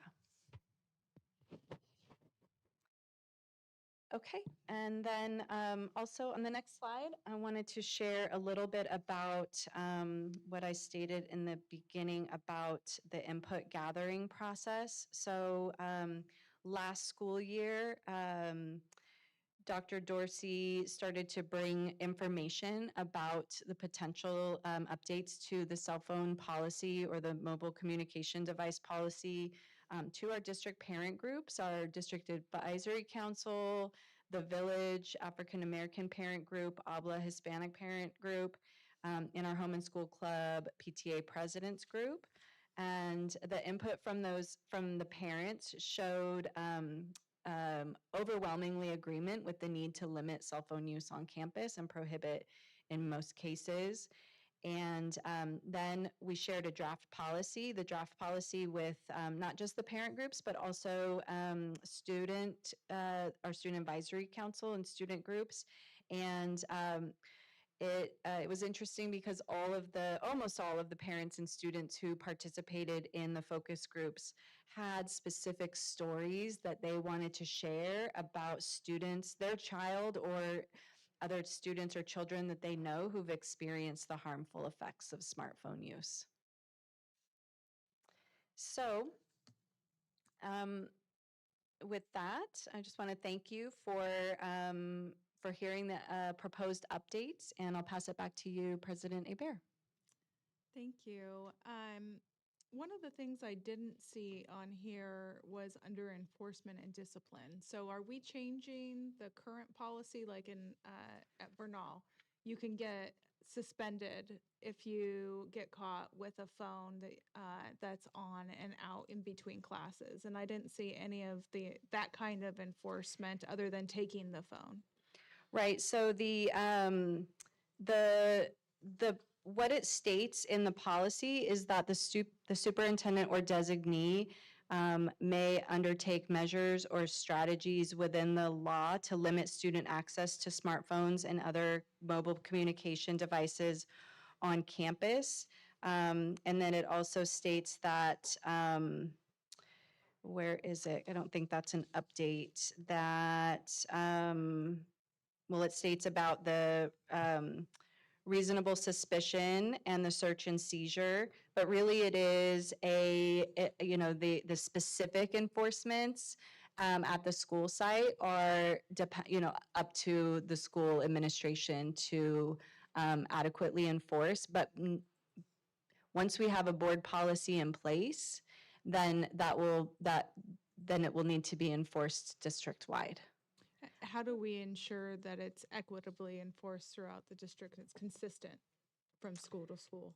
That will be something that we as our department will monitor and work with our principals on providing training for them and for them to provide training for their staff and ensuring that the board policy is upheld across all of our school sites. So we'll work together to monitor that for the schools. And am I to understand that the change in the policy, so right now I see a lot of teachers who will allow the kids to just be on their scroll, be on playing music, whatever they want on their phone in their downtime. So they're not allowed to do that unless they're monitoring it and it's for a specific use? Yeah, so the current board policy does give allowance for teachers to say, hey, if you have free time, you can get on your phone.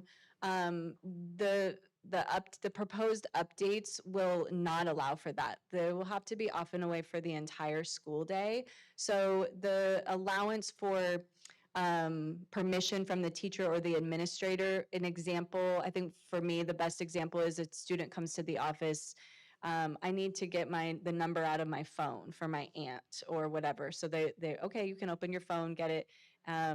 There's an adult there with them. So they're not having a reward and you guys can take out we're having an electronics party and you can take out your iPads and your devices and get on your devices. It's really a lot more strict and monitored. And I appreciate that. Mhm. The other question, so on campus, so is it bell to bell? Are before school, after school? I didn't see that. It is bell strictly to bell, but it defined. is while on campus. So if they're coming on campus 10 minutes early, students in the elementary schools line up, or they're on campus in the middle schools, they're, making their way to class. It really is an on-campus law policy. Okay. But the intention of the law is that it's while students are on campus, they're prohibited from using their smartphones. And then how are we going to communicate this stricter policy to parents? Because I think that's going to be the heavy lift. That will be the heavy lift. We'll be sending out, not just centrally, but from the school sites, sending out communication once the policy is adopted to help parents understand. And one thing that I'm working with the EdTech team is also putting together a parent information night, likely for the new school year, specifically around helping parents understand how they can better monitor their students' device use. So that's in the works, and we'll make sure that we have ample communication to parents so they understand what the board policy is and what the new rules are for their children and what the recommendations are. So I know at Herman/Adventure STEM, they already go phone free and students actually are not allowed to use smartphones or smartwatches at all during the school day. Are there other school sites that have started implementing this new policy update without knowing that they had to? Most of our schools are this way. Elementary schools. Most of our schools have the off and away practice or policy, but there are, like President Hebert said, there are some teachers who allow students to take out their phones and scroll. There are electronics parties as rewards in schools across the district, but as a general rule, most of our schools have phone-free classrooms. Thank you. Thank you so much. I will now move to 7.3, update on the parcel tax town hall. Associate Superintendent Evans. Thank you, President Hebert. Good evening, Board of Trustees and Superintendent Chaidez. Just wanted to give an update on the parcel tax town hall that we had on March 25th. So just kind of want to review what we went over and kind of some of the feedback that we got during that meeting. So it took place, as I mentioned, on March 25th. If I can go to the next slide, it has a little bit of the data there. We held it in the room here, live and in person, and we broadcast across our YouTube channel. So there were 15 in-person attendees and 21 online participants who were there for a reasonable chunk of time, some very briefly, but these 21 were there for more than half of the presentation. So we were able to get engagement from people who were able to be present, as well as feedback online, because we had some Google Forms for them to fill out. So I'll share the data we got. We had table talk time with groups here in-house, and then the form was one by one filled out. So when I go through data, the table talk will actually count as 5 votes because there were 5 people in each table talk, and I'll kind of go into that a little bit. But the next slide kind of shows what we talked about. Some of this will be a review because the presentation I did in January talked about many of these things for the board, but we went through the same topics when we had the presentation here on the 25th. What is a parcel tax? And I also wanted to touch on it again in case there are people watching this evening who didn't hear either of the previous presentations. But this local funding measure comes from us, all right? It's an assessment that we pass as a district that our community votes for. It requires the 2/3 vote, and it applies a flat tax to each parcel in the district, each parcel of land. That can range from a small amount to several $100s, and it's also specified as to what it has to be. But it's money that we define what it's used for. It's not set up as a restricted fund from Sacramento or designated for any specific purpose outside. It's designated by us. If the measure passes, it applies to all parcels, but there are some exemptions. Seniors 65 and over can be exempt from the parcel tax, which is a difference from the bond, but they can exempt from whatever the parcel tax is. People on disability, and we can also have some oversights, such as a citizen oversight committee, annual audits, and things like that to check on the implementation of the parcel tax. So the next slide just kind of gives a little more of a visual. One of the things about a property tax, or a parcel tax rather, is that when it's applied to the district, it's applied to each parcel by parcel in most cases. We'll look at one district that does it by square footage, which is a unique way. I don't see that done very often.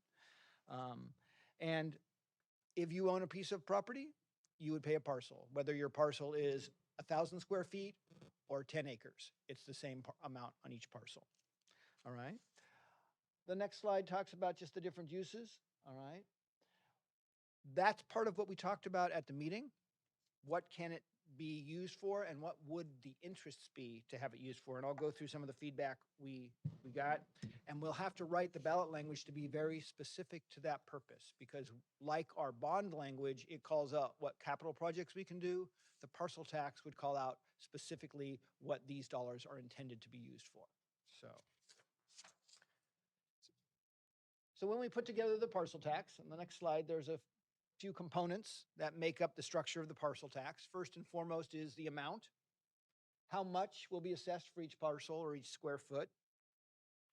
The purpose, as I mentioned. One thing is the duration. We currently have a parcel tax in the district. It's $68 per parcel. It was passed in 1991, and it's ongoing. It has no sunset. So it stays flat. It's been $68 since 1991. It doesn't have a growth factor. We can determine a duration. It could be 5 years, 10 years, ongoing.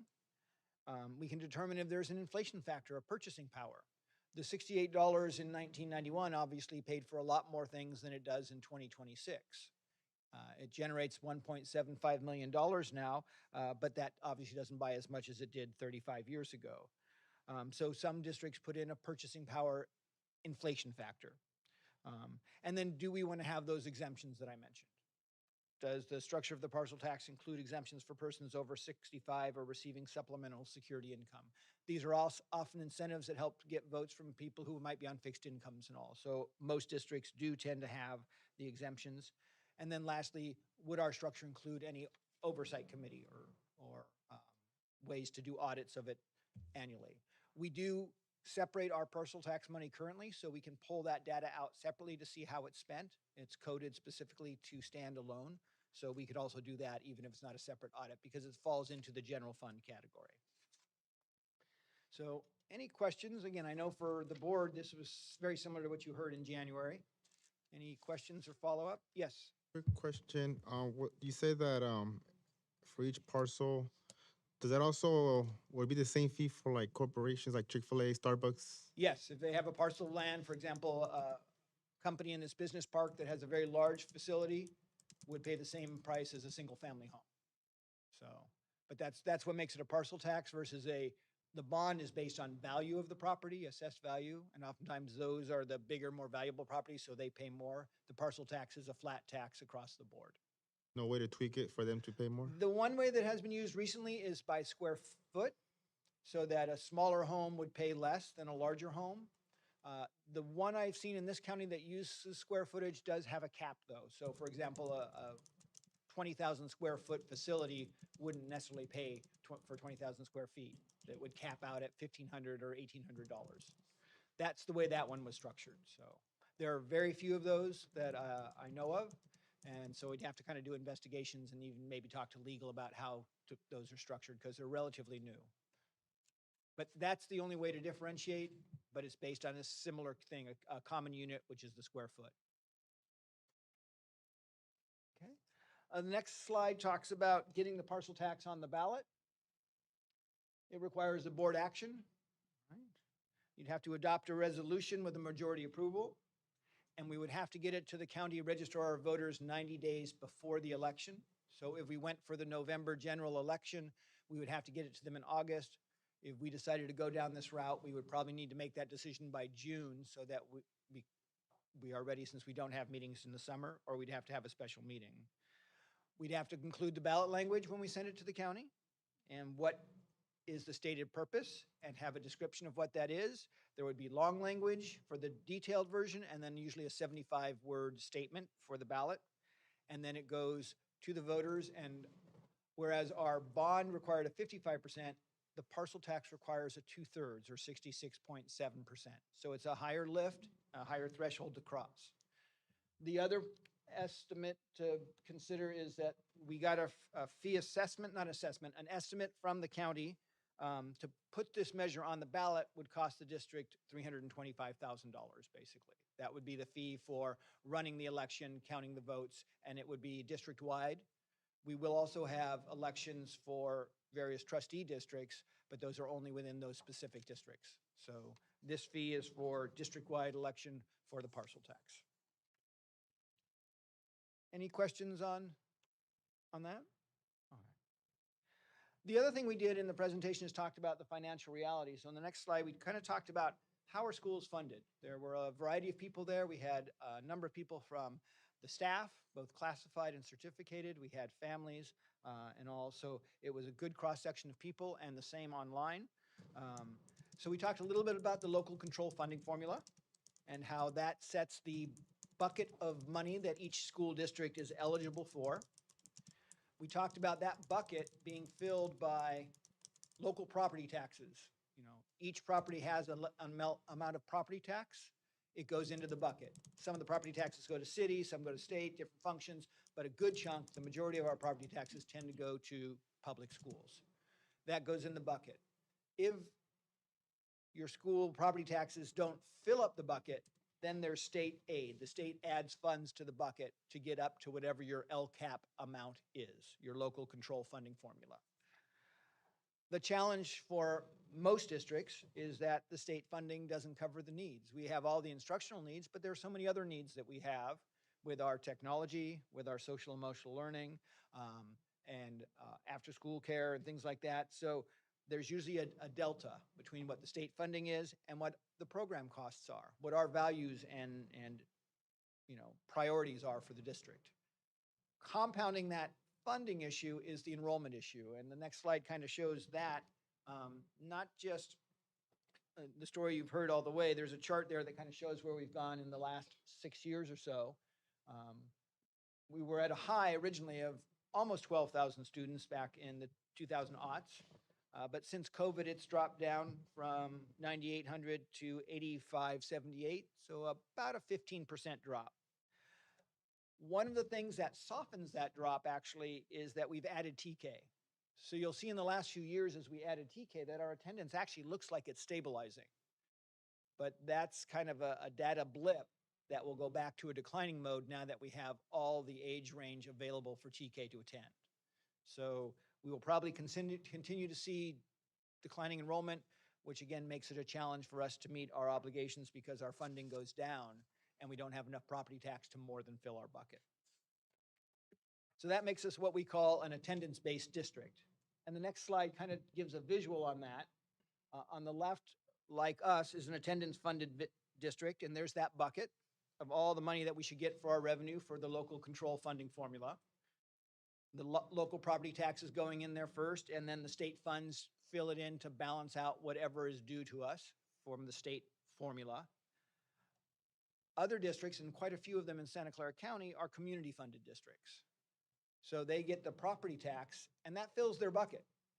Matter of fact, in many cases, it fills the bucket and spills over. So they have additional funds, and the state does not pull those back. Those stay within the district because that's their property tax money. The challenge is that for a district like ours that's declining enrollment,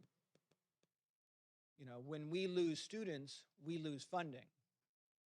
When you're a community-funded district, if you actually have a decline in students, but your property tax is still excessive to your base, you're getting a higher per pupil spending rate. So this disparity grows in two factors. And that's kind of shown in Santa Clara County on the next slide. These are the districts. There are 32 of them in the county. The ones with the green asterisks are attendance-funded districts.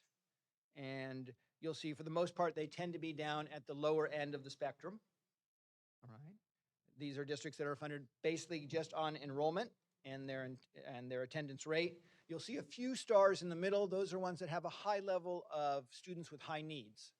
They get concentration funds, so their funding goes up.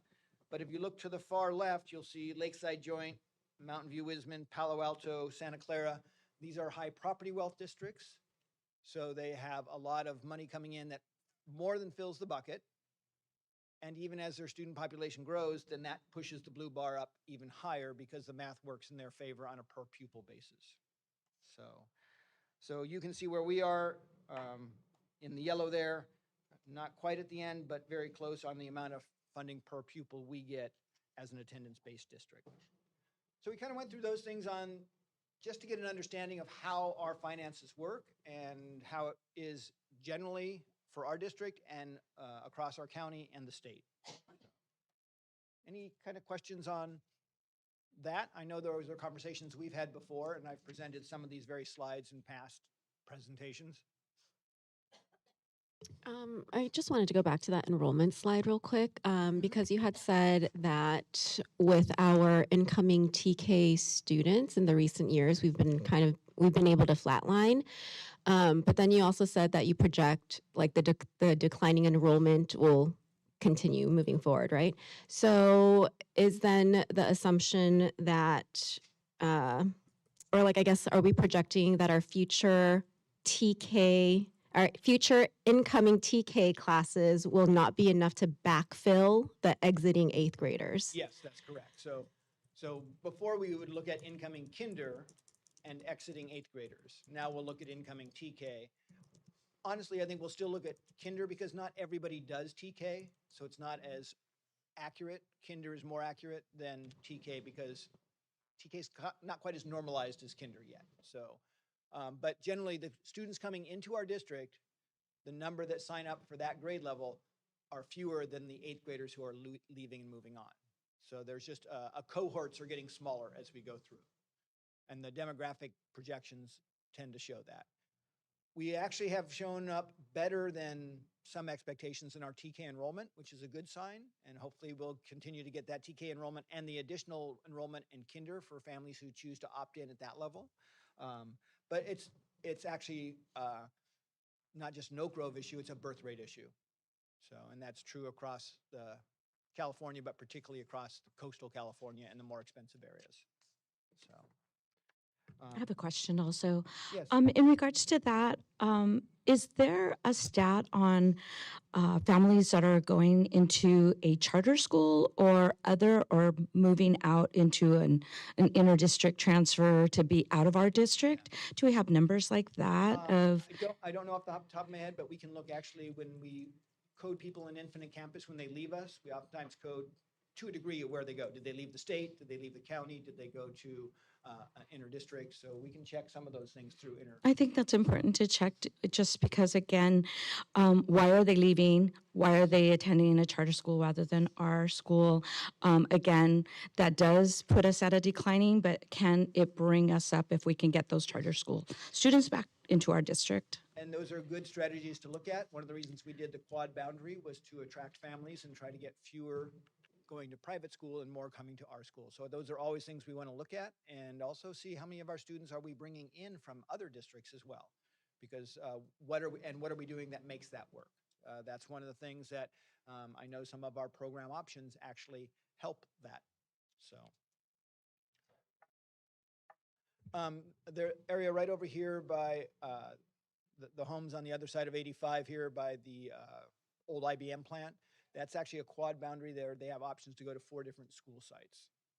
So, and that seemed to bring more families in who were not coming to our district. They were opting for other educational choices, private schools or charter schools. So we broaden the options because there are 4 elementary schools within equidistance of that neighborhood. So that was a change we did a little over a year ago. Actually, maybe more. I think it's been 2 years. And those are within our district? They're within our districts. They're residents within our district. So Can you share the schools with the board members that have forgotten which schools those are? So it's Anderson, Taylor, Baldwin, and Santa Teresa are the 4 options that people have. Before it was Baldwin and Anderson, if I remember correctly. So we added Taylor and Santa Teresa because they were equidistance. And that gave options to families that helped them choose to stay in our district. Yes. It's been a positive impact. So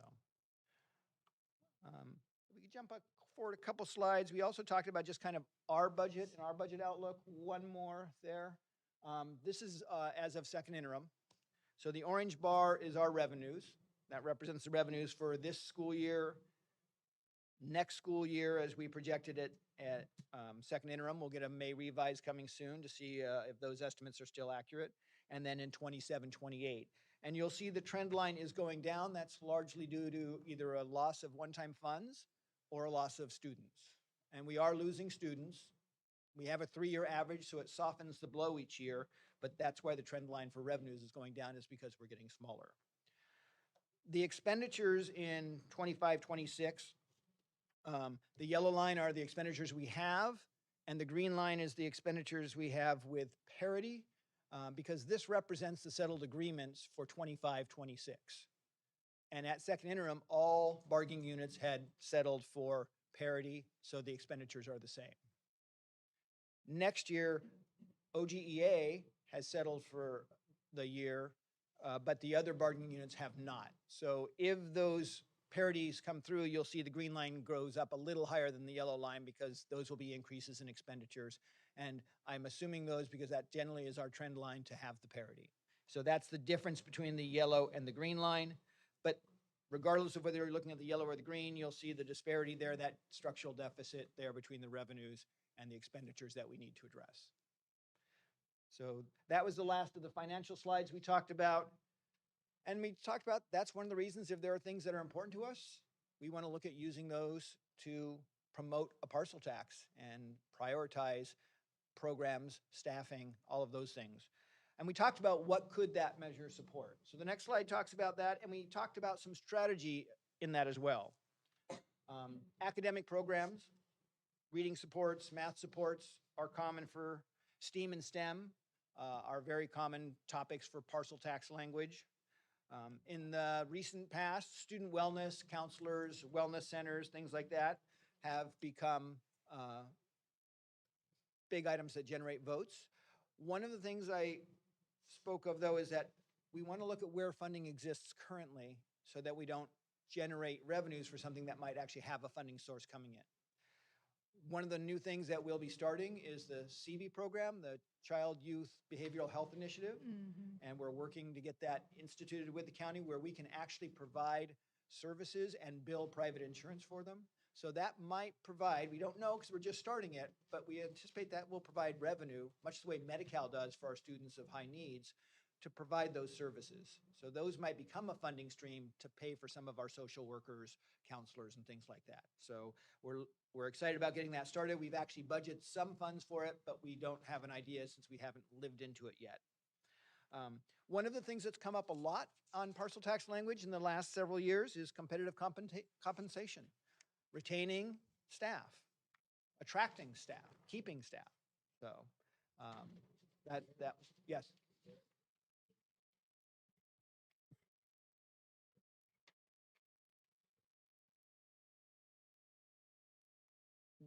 We had table talk time, and the people online as well as at the tables kind of put down their presentations, and I'll share some of that data that we got back. So some of the other things, measure support, the next slide shows one that's really common in parcel tax language is arts and music and sports. However, many of those were written before Prop 28 passed, so that may not be the best place to invest it since that has a dedicated legislated funding stream for it. So it's something that's popular and high interest for community, but providing more money there may not solve our problems. School safety and campus supervision. So these were the things we kind of talked about, and when they had their table talk time, they were able to kind of say, well, what are those priorities and what would be strategically the best ones to put our investments toward. Another thing we shared, and I'll go through this briefly because I've shared it with you before, is just some of the different parcel taxes in our area. And if I go through the slides, I'll point out a few on each slide. The first one you see there is our Oak Grove current parcel tax that dates back to 1991. Ongoing, supporting remedial supports, instructional materials, facilities, infrastructure, and energy conservation. And the one nearby that just passed, Eastside Union High School, I understand they polled, when they were doing polling, they polled at 50, 70, and 90. They settled on 49, $49 per parcel. It passed in 2024, and it's a 6-year, and they have no inflation factor on there. So, but current language that you'll find in many of them, attract and retain teachers and staff, maintain college and career programs, very pivotal ones for our secondary high school program. Jump to the next one. We'll take a look just at some other districts as a sample. Saratoga Union Elementary, you'll see theirs actually was $68, a limited amount, the top one there for 8 years. By the time it went into place, it was probably in 2020.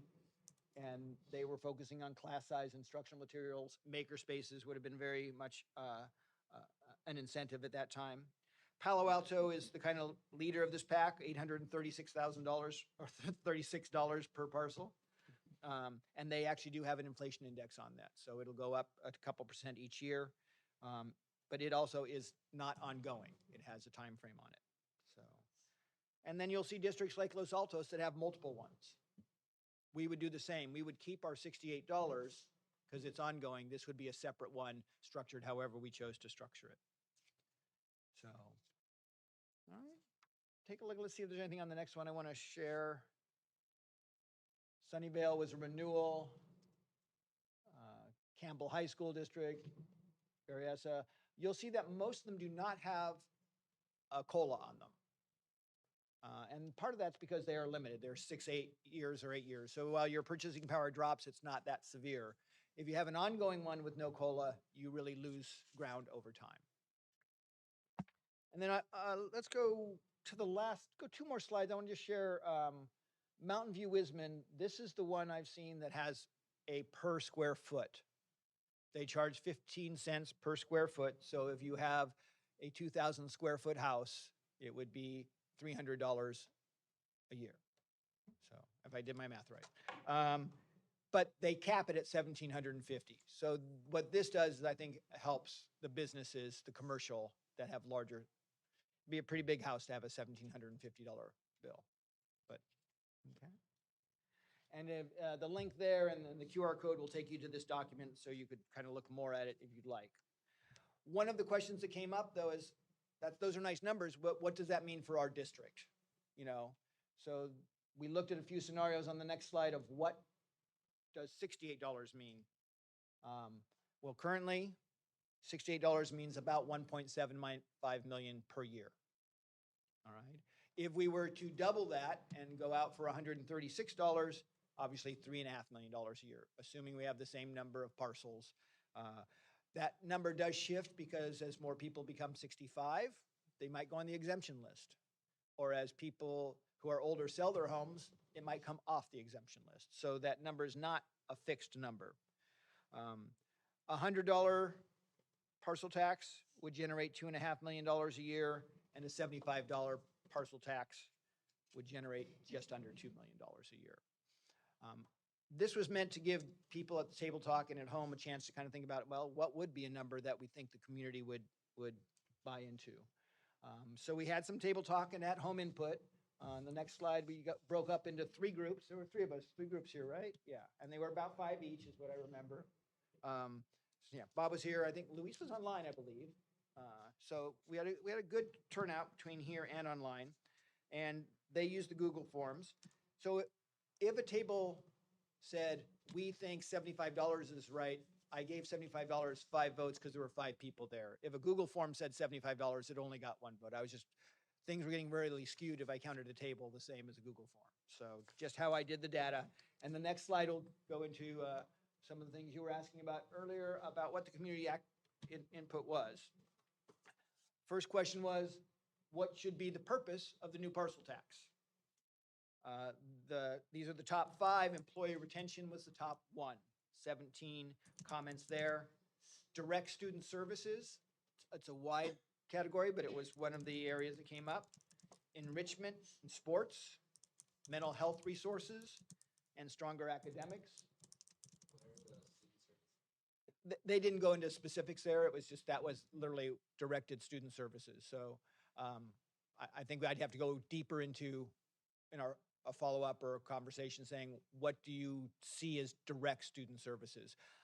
I would see those largely as, instruction, support for students that might be reading support or math support. So, yeah. What, reading support and math support? Yeah. No, they didn't call that out, nothing called that out specifically. But here are some other mentions that had fewer. Safety, behavioral support, which might also be similar to mental health resources, class sizes, supplies, EL language courses, and there were no new taxes. There were people online who weren't interested in parcel tax, and there were 6 of them who were opposed to new taxes. So you'll see that number come up repeatedly as we talk about money and stuff because they thought, no, we don't want to vote for this. But we need to understand that part of the community is out there as well. So we talked about the amount. What do you think is the sweet spot or a place that would get 2/3 vote? So the next slide kind of shows the 6 people who said no parcel tax. We have enough taxes already. There were 6 in the $49, $50 range, kind of, I think, mirroring what Eastside had done. But they really tended to come in, the highest number is 51 to 100, but there were quite a few more than 100. I think almost it's kind of in straddling that. I'd say probably the more common would have been in just below, not quite 3 digits, 85, less than 100, but there were some that were 300, but also 125. So that's some of the feedback we got from the group as far as what would be an amount that you think people would vote for to cross that threshold. Questions? Okay. We also talked about the duration on the next slide, and most people were in the 10+ years, but the 10+ years was really like 10 or 12. It was just 10 or 12. So we didn't have very many with ongoing, but a decent amount, and 6 to 9. So I think if you were looking in that 10-year window, you'd find that would be almost in the median point. And then the inflation factor, we asked about that as well. What was the thought on that? And most people on inflation factor on the next slide were no COLA. So to keep it flat, keep it the same. 6 of them said include the COLA. One group actually said to include the COLA if it was 10 years, but not if it was ongoing. So this very much parallels what I see across the county in our COLAs.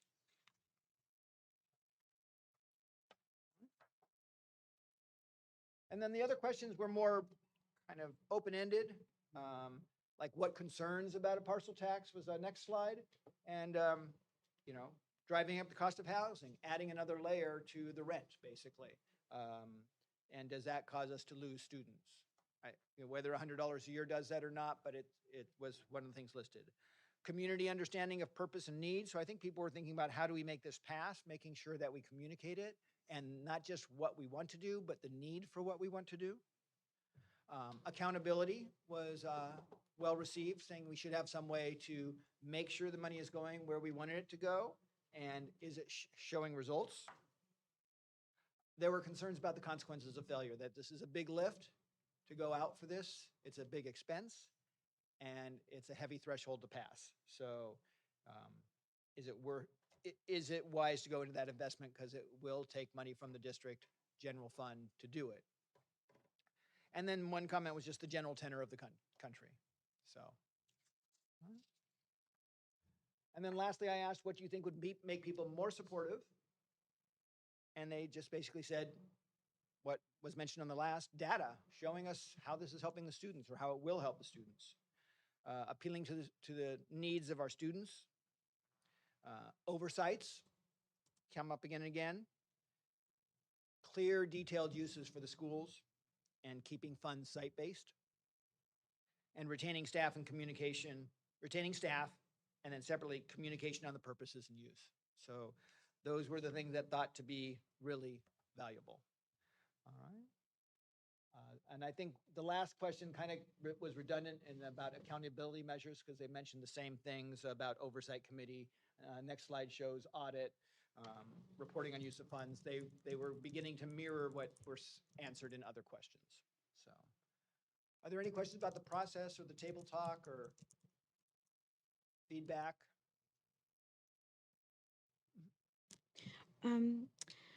I think my question would be, how many voters do we have in Oak Grove School District? Yeah, I'd have to check with their registrar I of can voters. answer that right here. You- I have oh, it in front of me.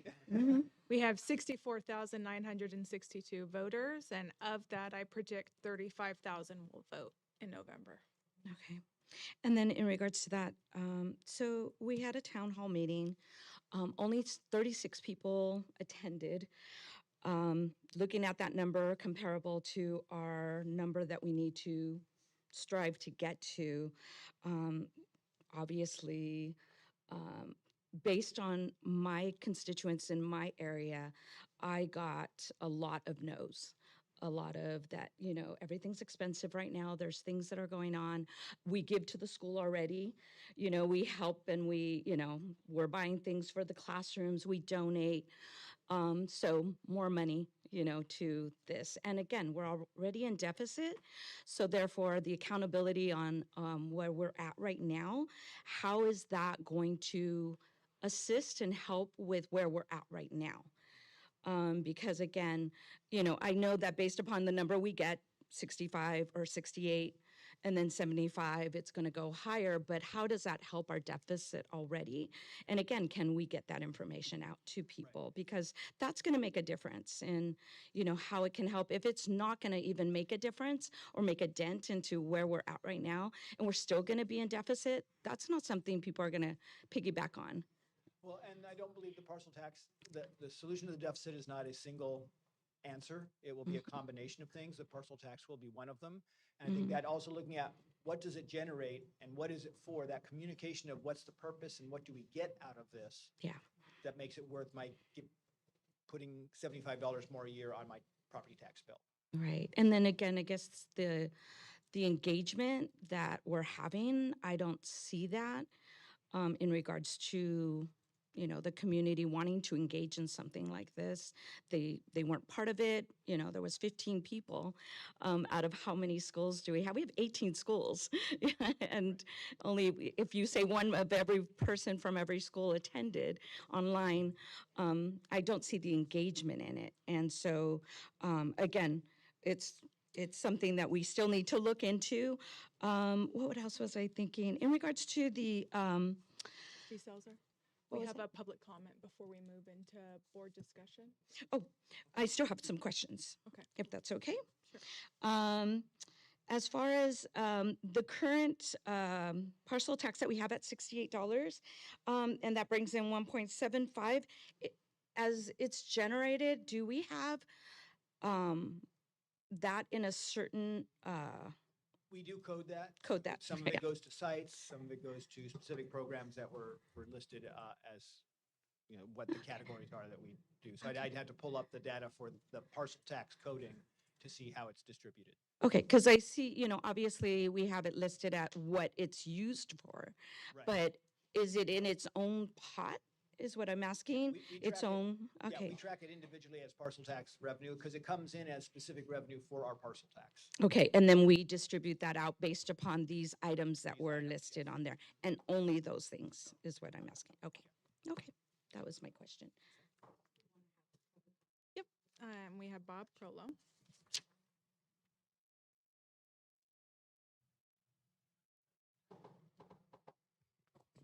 All right, good evening, board. Is this on?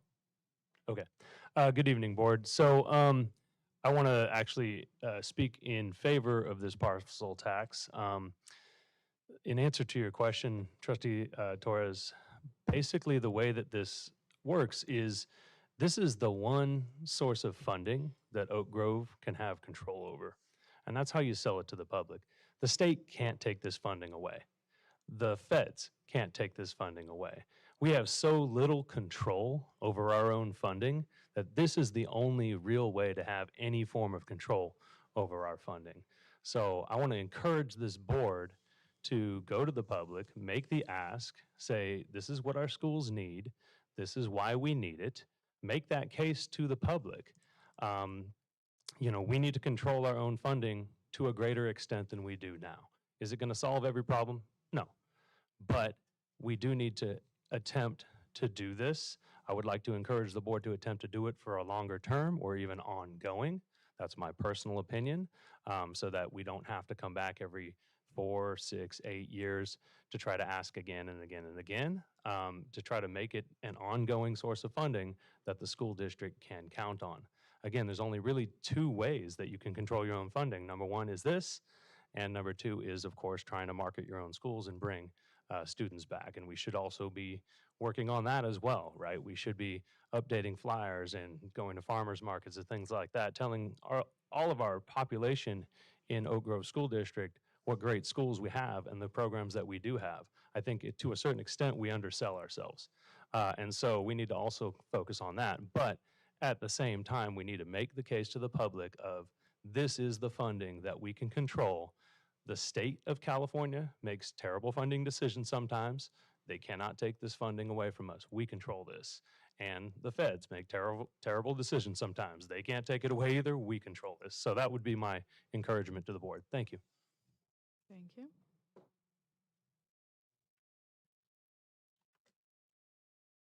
Yep, we can move to board discussion. Thank you for the presentation, Mark. I did attend the parcel tax meeting virtually, and again, just want to thank you for putting the presentation together, facilitating the table talks. I am a little disappointed in the number of people that we've collected data from. I think it's hard for the board to make a decision without really gathering a lot more community feedback, right? So I am curious, are there plans to, I guess, continue to gather feedback? We have a lot of school events coming up, right? I think we can capitalize on open houses. Schools are having like multicultural day celebrations. I know Ledesma's doing Ledesma Carnival. So yes, just are there other opportunities that we are going to be capitalizing upon? And I also do encourage our board members, if we are out at those events, that we should also be advocating and communicating and putting that out there to the community as well. And then one of the reasons we went with the town hall was not to go into the costs of polling and things like that, because that would have been tens of thousands of dollars to go into that. And we could take that Google form and send it out in a wider audience. We can talk to about getting it at homeschool clubs. We'll talk about it at the district advisory committee and places like that to get feedback and ask them to take it back and give them the QR code and spread it around. So I think it'd be good to get more data, because right now you have one representative per likely voter, yeah, per 1,000 likely voters, right? So more information obviously would be good, and it might broaden some of those responses or give more details on what some of those direct student services would be. But I do think the one thing we heard in the messaging, and I think Mr. Prola reiterated it, was we need to communicate that this is our money and it's used for this purpose, and it's going to be for, and if it's a fixed amount of time, you can use that as part of your sales pitch, or you can say this is always going to be here, always for our district to use. So I think communicating and giving that kind of sales pitch is to, look, it's our money that we're restricting the way we want to, not what Sacramento is telling us to use it for. I would like, if possible, can you guys send us like a QR code or something to that survey, so that when we are out talking to community members, we just be like, here, please scan this QR code and like take the survey or something. Absolutely. I think I had it in the original presentation, so I can get that to you. I want to formalize that, actually.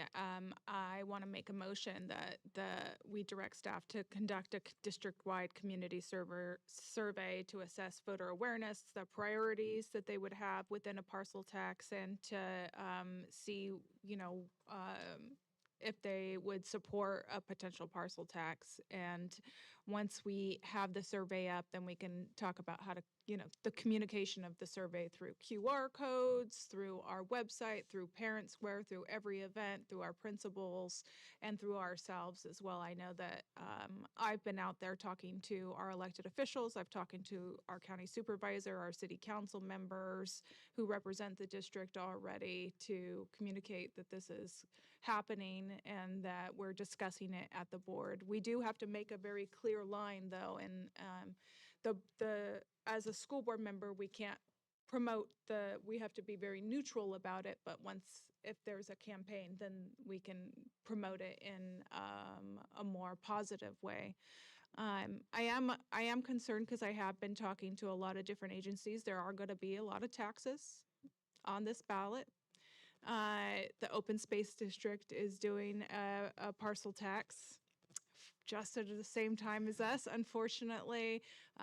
We have numerous statewide measures that are going to be on the ballot. I want to say it was over 8 statewide measures that are quite confusing to people. So it really will take a campaign that is very directed and clear and great, has some good messaging, and it will need a lot of people to volunteer on that campaign. So yes, so the motion would be to. It's information, but you can just direct us to do it. Okay. Just direct us. Oh, because it's an information item, because we're not voting on this. Okay, yeah. Recommend, right? Yes. There's a recommendation that we can do. Yeah. So yeah. Okay. So then we don't have to take the vote.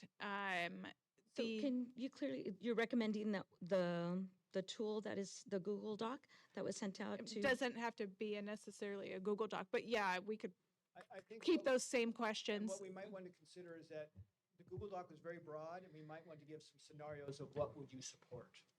So, I'm sorry, why can't we just take these questions and send it out with the kids home to have Can't- parents there's fill lots it of out? ways to send them out. My concern is with this Google Doc, we'll get an infinite number of answers.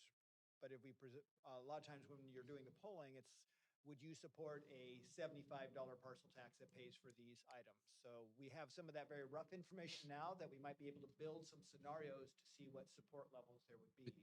Can we not do a drop-down list and say, pick one of these? Yeah, I mean, but I want to have some finite decisions rather than $500 and $40. I think we might have information that's not very malleable and It's more easy to work accurate with. for polling. Yeah, but you already have the questions. That's The questions are quite broad and are not an accurate gauge for a useful poll or to actually build upon because they're so broad and open-ended. well, I mean, if the purpose is employee retention, sports, mental health, education, academic, sports or music, how is that open-ended? There were other questions when we were at the thing that were much more broader than a drop down. But So the answers I shared were the responses to an open-ended question of what do you think voters would support for a parcel tax? We have that list of many of those things. So what I'm suggesting is putting down a number and some of those things that came up and seeing what kind of support we get based on the kind of small amount of feedback we got from the presentation. Because I think it's easier for somebody to tick off a yes or a no to a scenario rather than to have to create the scenario for themselves. But I'm willing to take. So just thank you, Associate Superintendent Evans. So the direction that we will move forward with, based on consensus here from the board, is to create a survey that is a user-friendly survey that our community can take. In addition, our principals will also share this survey with their school community.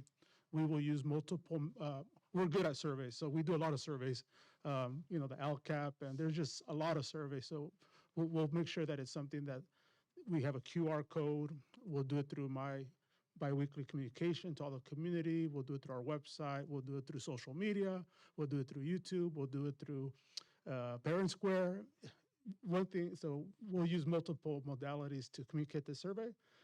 So we'll work together with our team here, and we'll put something together, and I'll share it with President Aber as well through our meetings that we have, and then we'll get it out there and see what our parents, our community, our neighbors, and we do have a lot of back to the open houses. Yeah, I'm thinking back to school. That's at the beginning of the year, open houses. So we'll get more data.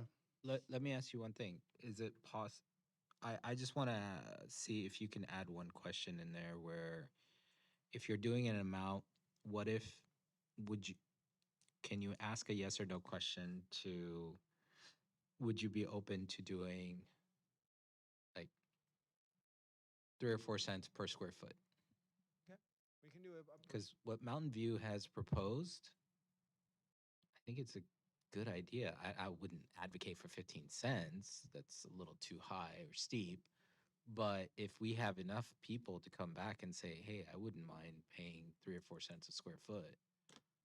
And that's a question we can certainly put on there. I think it might also warrant some investigation of other districts that have put square footage on and what kind of success they've had. Because I just don't know what it's a rather unique format. So, yeah. can I also ask if, I think we need to have a proposal in front of us for us to have a big, thorough debate and discussion about what it looks like. And so how do we put an action item for the May agenda? And I'll draft my own item on what I'm hearing, what it should look like. But and then have it move over to June as well, so we can have a 2-part discussion where we can craft the language and the items we'd like to see, and then vote on it in June.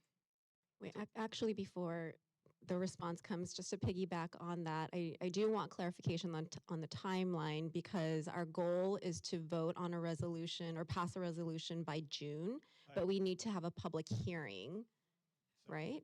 yeah, I'd have to check on that. But we do have to have a public hearing. And does that have to be separate, like the LCAP, where there's a public hearing and a separate meeting? Oftentimes, the public hearing is within the same meeting. So we want to check on those. So But we have the 2 meetings in June for the presentation of the LCAP and budget, and then the adoption the following week. So we have couple opportunities there as well. So then, in the next one in May, can we get an understanding of what the parents provided and what is your proposal based on that? Is that doable? And then based on that, we can kind of vote which direction. Thank you for that, Trustee Joglakar. In May, I would want the survey to still be open so that parents and community can continue that. In addition, we want to partner with our associations with OGA, CSEA, AFSME, AGMA, because it will need to be, I like to use my hands, a team effort. It's going to have to be all of us together moving in the same direction with the same message to all of our employees. We have close to 1,000 employees. We have many families, and it's going to take us saying the same thing, so really clear. But what we can do is next week start drafting the survey. We already have an idea, and then from there, create the QR code, and then in May, bring the board an update of what parents have said so far. You know, what have they said so far? You know, have 200 people responded? Have 2,000 people responded? And then provide just an information item in May. And then in June, depending again on direction from the board, in June, we come back on that June meeting. We have 2 in June. We provide you with a recommendation based off the feedback. And then we'll look into, do we have to have a public hearing or a first reading? And then we have the last meeting in June, June 25th, I believe. Then we could bring a formal resolution at that time. Another option is to bring a formal resolution in August. We would have a special board meeting in August because we have 90 days before the November election. Because I want the board to know that this investment, it is an investment. It's going to be over $300,000 in the general fund. So we're going to need to make sure that, you know, in this case, that we're getting a lot of input, feedback, and then seeing, is there momentum? Are the associations all in favor? Does it look good just overall? So we'll bring back in May an information item with the input on what are people saying so far. And I'm happy that President Aber is very experienced in this campaigning, and she does this for a living. And so relying on her expertise and feedback, and also coaching, mentorship based on the language that we put out. So, you know, we're in a good situation here. We have plenty of time. We're not in a rush yet. But time goes by fast. Okay, so Well, yeah. I would definitely dissuade from anyone thinking we should go to August, because ballots drop a month before November, so they drop in October. So August, September, that would be an insane campaign, and I don't think we would be able to pull it off and reach the people that we need to reach. And so if we can get this out in June, so we have this summer to get into action. And I just also want to clarify, you mentioned the campaign. That cannot be on the district's dime. The election is the cost of the election, which we'd incur, but any of the campaigning has to be done by an outside group. Yep. So, And we which have to we've fundraise. We've had formed with the bond campaign and stuff like that, so we can build off those previous experiences. I wanted to ask a clarifying question, just back to your word of caution to the board members. So at this point, like, is it okay? Like, can board members pass out the survey, or what is it that we can or cannot do? Yeah, we could, it's all neutral. Right? It's not saying to support this, it's what do you think about this? And we can elicit support, or we can elicit input on the parcel tax. The same as way a we would board. hire a polling company to get feedback on what people are willing to accept, we can ask objectively what you would accept. We just can't advocate for any specific thing.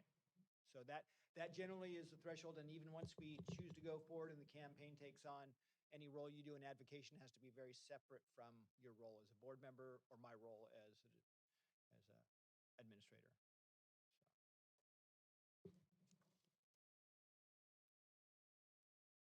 Okay, so we will bring back an information item in May with the progress update on what are the survey saying so far from our community and have some data for you all. So thank you, board, thank you, Associate Superintendent Evans.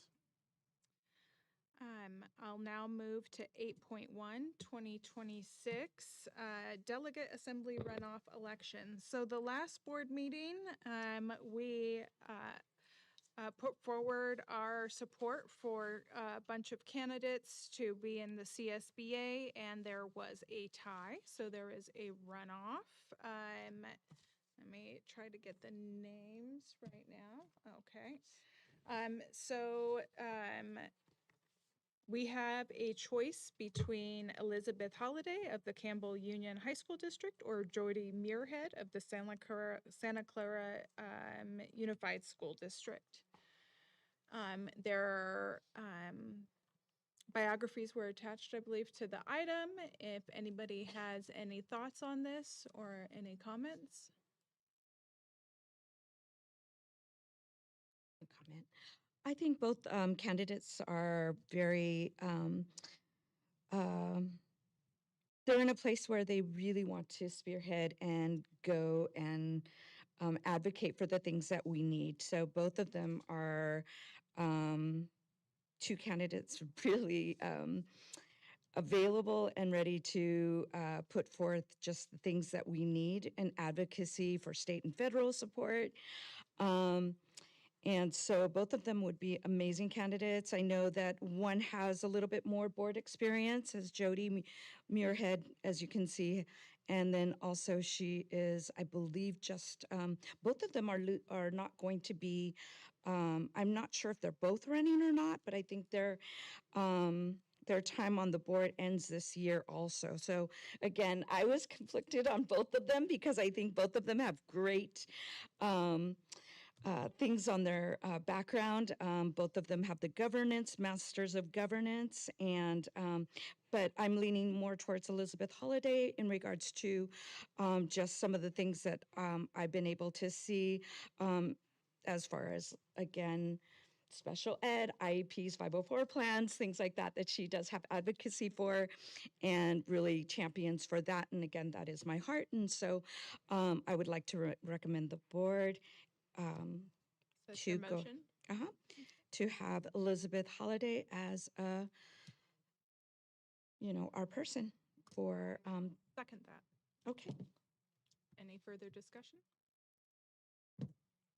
I don't personally know either of them, but I do just like looking at the responses. I think either candidates would make a strong delegate to the delegate assembly. So I'm good going either way.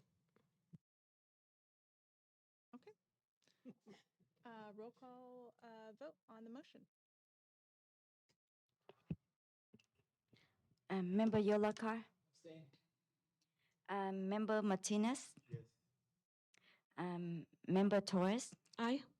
Vice President Yu? Aye. President Hebert? Aye. Motion carries.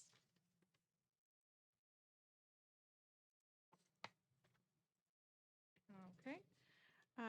We now move to item 8.2, support for the CSBA 4-bill legislative package, closing the achievement gap. I put this forward because unlike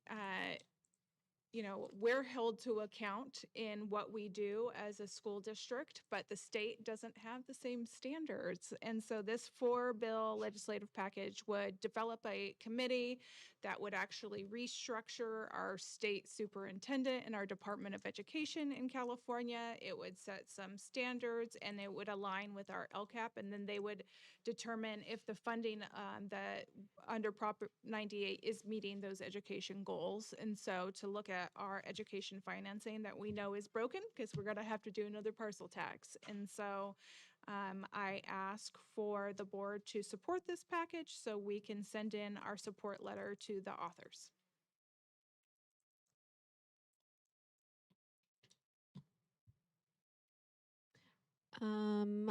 Is this board discussion? Yes. I just want to thank President Hebert for bringing this resolution forward. I do think that these four bills are needed, especially when we're looking at what's happening at the federal level, like as the Department of Ed gets dismantled, essentially. I think we really, at the state level, need to make sure that we have alignment and cohesion, and that the state really takes on more accountability as well for how for student achievement and really in supporting the LEAs to close achievement gaps. Again, I appreciate the coordinated effort. I think these four bills as a package make a lot of sense, right? There's the AB 2225, that is the strategy, the overall plan. AB 2202 provides oversight. AB 2149 does the accountability piece, and then AB 2514 does the transparency piece. With that said, I will support the resolution, but I do. I think at the end of the day, it's going to be about implementation, right? So I am cautiously optimistic.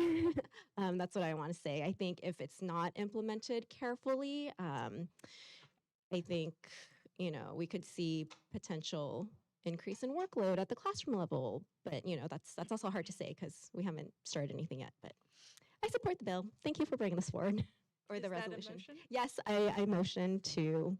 Let me formally do this. I motion to approve a letter of support on behalf of OGSD for the four-bill legislative package proposed by the California State Legislature, et cetera, et cetera. I second. Any other board discussion? Quick question. So this would be a letter sent to Director of CSBA, and they still got to be a vote on that on their end? No, they're the sponsors of the legislation, and so we're supporting their efforts in passing this legislation, and then we would send it to the authors, and so we would be registered as supporters of the bills. Okay, you have a roll call vote?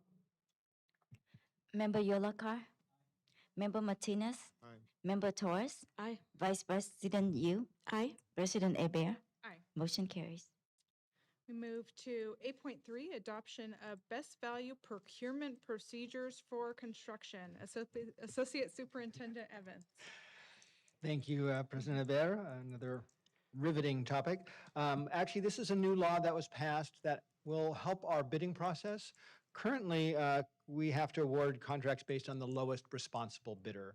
And that doesn't always give us the best candidates, but effective January 1st, 2026, we're authorized to use a best value method. And any projects exceeding $1 million, we can use this procurement method to evaluate proposals based on factors beyond the price. So we can look at their bonding ability, their quality of work, and their relevant project experience. It's not just the final number they give. So we can look at maximum overall value. It's similar to what we do with leaseback. There is strict guidelines, having rubrics and kind of a blind process so that you don't know who the bidder's identity is or the price. And the resolution may not have any fiscal impact. It might result in some prices being a little higher, but fewer change orders or surprises later. So we're looking to implement this as one of our options when we go to bid, and going from just lowest responsible bidder. We could use that if we choose, but this resolution allows us to go to value pricing. So it's recommended that the Board of Trustees approve the use of best value procurement procedures and authorize staff to utilize these procedures for applicable projects in accordance with California law. Thank you. Do I have a motion? I'll second. We have one public comment, David Demond, and I don't believe he's here. He left. He left. Okay. Any board discussion?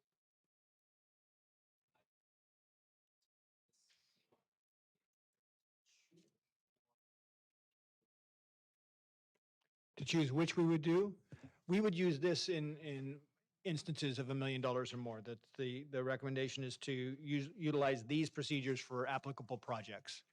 So, no. we could use the one that, Trustee Yeah. Solskjaer, so they can hear you online. Sorry.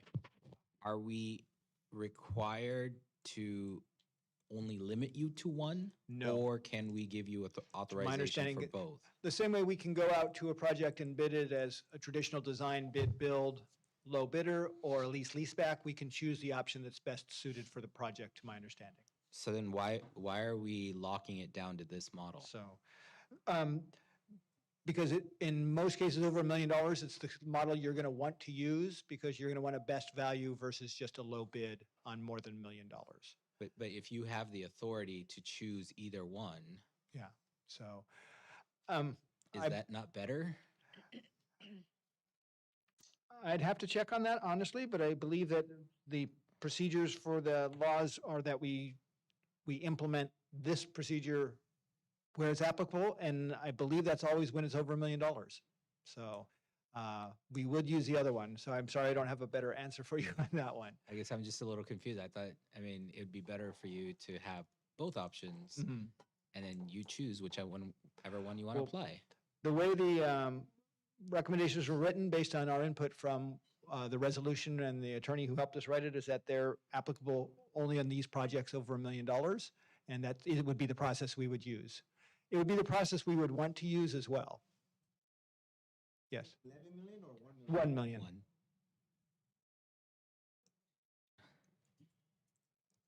If you'd like to change the recommendation to make it an option to do for either model, you can change that motion to include it either way. Yeah, I'd rather make a motion to allow the CBO to make that decision. If there's any contracts over $1 million, use the lowest or the best. And it's up to them to decide which is the appropriate path going forward. I think that was kind of the true intention of that bill, is you have the right to choose. So from what I understand, that is what this is doing. It doesn't replace the normal low bid process, but it adds this as an option eligible for the CBO. It says may use best value procurement. That's not what he's stipulating. No, and that's not, because when I was reading the recommendation, it was to approve the use of best value procurement, so to use. So I imply that as we will use that automatically. So I don't, but I think if you make the recommended action to be that you may use, change it from will But that is in use. the, okay. I thought that is what the resolution actually says. It says may use. So, and I was reading the recommendation on the actual sheet, so if it's in the resolution, then we're good. I may have misspoke. The sheet may not match the resolution, then I apologize for that.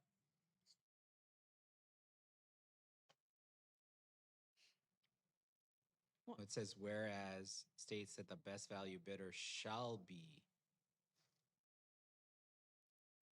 Can we say instead of shall be to can be May. or maybe? Yeah. Yeah, the third whereas PCC section 2011-19.8A states that the best value bidder may be selected on the basis of But objective. that cannot be a may because that's the basis of selection, and we have to follow those rules on the basis of selection. Okay, So so then which part applies to us? Confused. Whereas, now therefore it's resolved. on the second whereas, it allows schools to use best value bidding. So that might be a more freeing language under the resolution because it allows us, it doesn't require us. Okay. So the resolution itself actually is more liberal and open than the recommended action. So based on the resolution, I think you're fine to accept the resolution as presented.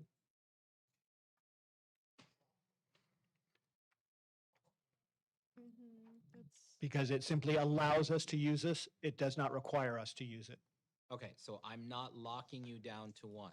No, you're by not. adopting this. I And wanna make sure. I'm happy to hear that I'm not locked down to one. That's my biggest thing. If you're getting, you make the decision,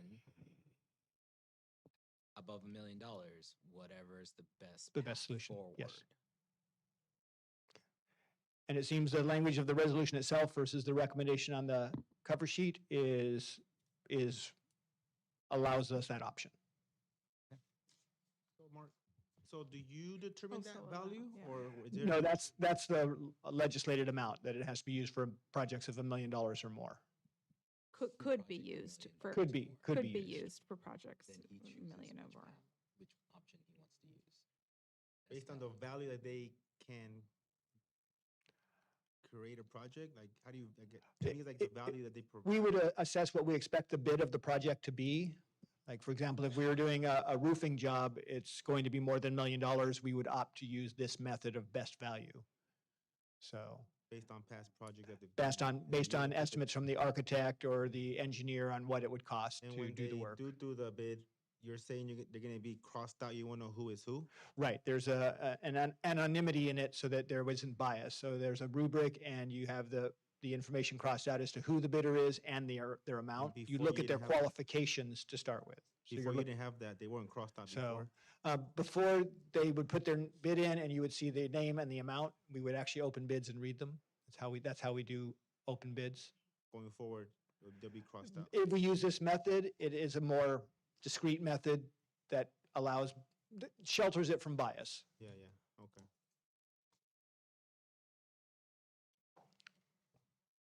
So Okay. then in that instance, I will withdraw my motion. Okay. Is there any other motion on the table? I already seconded it, so I'll make the motion to support allowing this to be an option for bidding. Do I have a second? Can we get a roll call vote? Member Yolaka, Aye. Member Martinez, Aye. Member Torres, Aye. Vice President Yu, Aye. President Abear. Aye. Motion carries. Okay, we'll move to 8.4, approval of a change order for Herman Modernization, Associate Superintendent Evans. Yeah, we are currently underway on Herman Intermediate's modernization. And the contract for the leaseback, that was the method we used for Herman Intermediate, was awarded to Rodan Builders in December of 2024. The price of the contract was $13.2 million and included a contingency of $810,000. This contingency was just above 6%. Standard is 10%, but we had a lower contingency than typical because we thought we had most things covered. Unfortunately, we did discover when we were doing construction additional costs that went beyond the scope of what the project entailed that we had to correct. Most of these related to upgrades needed for the fire alarm and the sprinkler system, so we couldn't leave them untended and still pass inspections. So in the process, we have burned through that $810,000 contingency and need to increase that for the remainder of the job. We're in the final phases, but we do have some other fire alarm sprinklers and some electrical upgrades to the main feed that are going to have to be done. So we're looking to increase that contingency by $350,000, just under 3% of the total cost of the project. And then any portion of the new contingency that is not needed would be returned to Measure P. This is typically how we've worked. Unfortunately, this one went beyond our contingency, but on other jobs, we tend to get money back by not using all of our contingency. So we're looking for an approval of the change order to continue work going on at Herman to keep it on schedule for completion this summer. May I have a motion? I motion to approve action item 8.4 as presented. Second. We have one public comment card from David Demond. He is not here. Any board discussion? Yeah. So let me ask you something really quickly. So way I understand it, we originally had budgeted about 6%. This is about 2% additional. Total of 8% is what we're trying to get towards. of the Actually, over- closer to 9, but yes, yes, Of the over $13 million. correct. Now, where did the $800,000 go? Was that towards change orders or was that because the provider, the contractor just didn't estimate correctly and it resulted in additional costs? They were additional costs largely that were out of the scope of the job because they discovered existing conditions that we didn't know of, and that was the fire alarm and sprinkler upgrades that needed to be done. So oftentimes when they remove the drop ceilings or whatnot, things get exposed that aren't understood when we do the design and the job. So, excuse me. So the $800,000, was that on us that we didn't estimate enough originally? It was on us and that they were existing conditions we didn't know to put into the scope of work for the bid. So that's generally why you do the contingency, particularly on modernization versus new construction. Okay. Because there are so many unknowns. So on occasion, there might be a change in scope, but the vast majority of that in this case was related to not something we necessarily wanted to add to the project, because sometimes the contingency is used for that. But in this case, it was something we had to address as a condition we didn't know existed. Okay, thank you. Just a random question. For Mark, when you're doing these projects, are you constantly talking to lawyers for like advice, or are you doing this on your own? Not so much. Usually when we set up the documents for the initial leaseback, we have templates we use from our legal firms, but we aren't interfacing with them on the change orders and all. We're working with our staff, with the architects, if we've hired, sometimes we hire a project manager if it's beyond the scope of our staff. So they'll give us advice they come from the construction industry also and say, this is a reasonable price for this change. So. Okay. We have a motion and a second. Roll call vote. Motion to approve, agenda item, I'm sorry. Oh, I'm sorry. We Is already, there- oh, we did did? a motion Oh, and a we- second. Yeah, I know. It's 9 o'clock. You're on. Got it. Member Yolaka, Member Martinez, Member Torres. Aye. Vice President Yu. Aye. President Hebert. Aye. Motion carries. Moving to 8.5, classroom furniture modernization, Associate Superintendent Evans. Yeah, we're getting ready to move into modernization on several sites. The modernization that includes the furniture is actually a separate piece that the district buys. It doesn't come through the contractor. We generate savings by not paying an upgrade to the contractor that way. And the furniture standards were developed initially through a pilot that Ms. Bowles and Ms. Enna were involved in setting up those standards for our furniture in the classrooms. And these bids are for the upcoming projects, Baldwin Elementary and Baldwin Elementary Preschool. Those are being modernized, as is Davis is on the horizon to be modernized. It probably won't get started this summer, but we're getting the furniture order ready. Frost, Indigo, and Sakamoto are getting furniture and carpet upgrades. They're a little further down the list on the modernization sequencing, but we're putting the carpet and the furniture in there so they can enjoy some of the bond proceeds before the full modernization.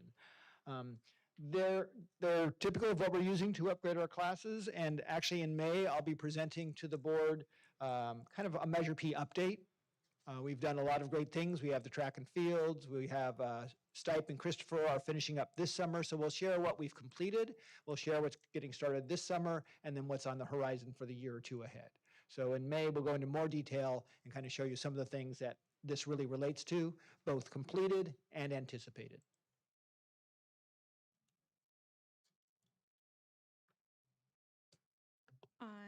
May I have a motion and a second? I motion to approve the furniture modernization quotes as presented. Second. Do we have any public cards? I don't believe so. No, we don't, not. I actually looked through each of these, and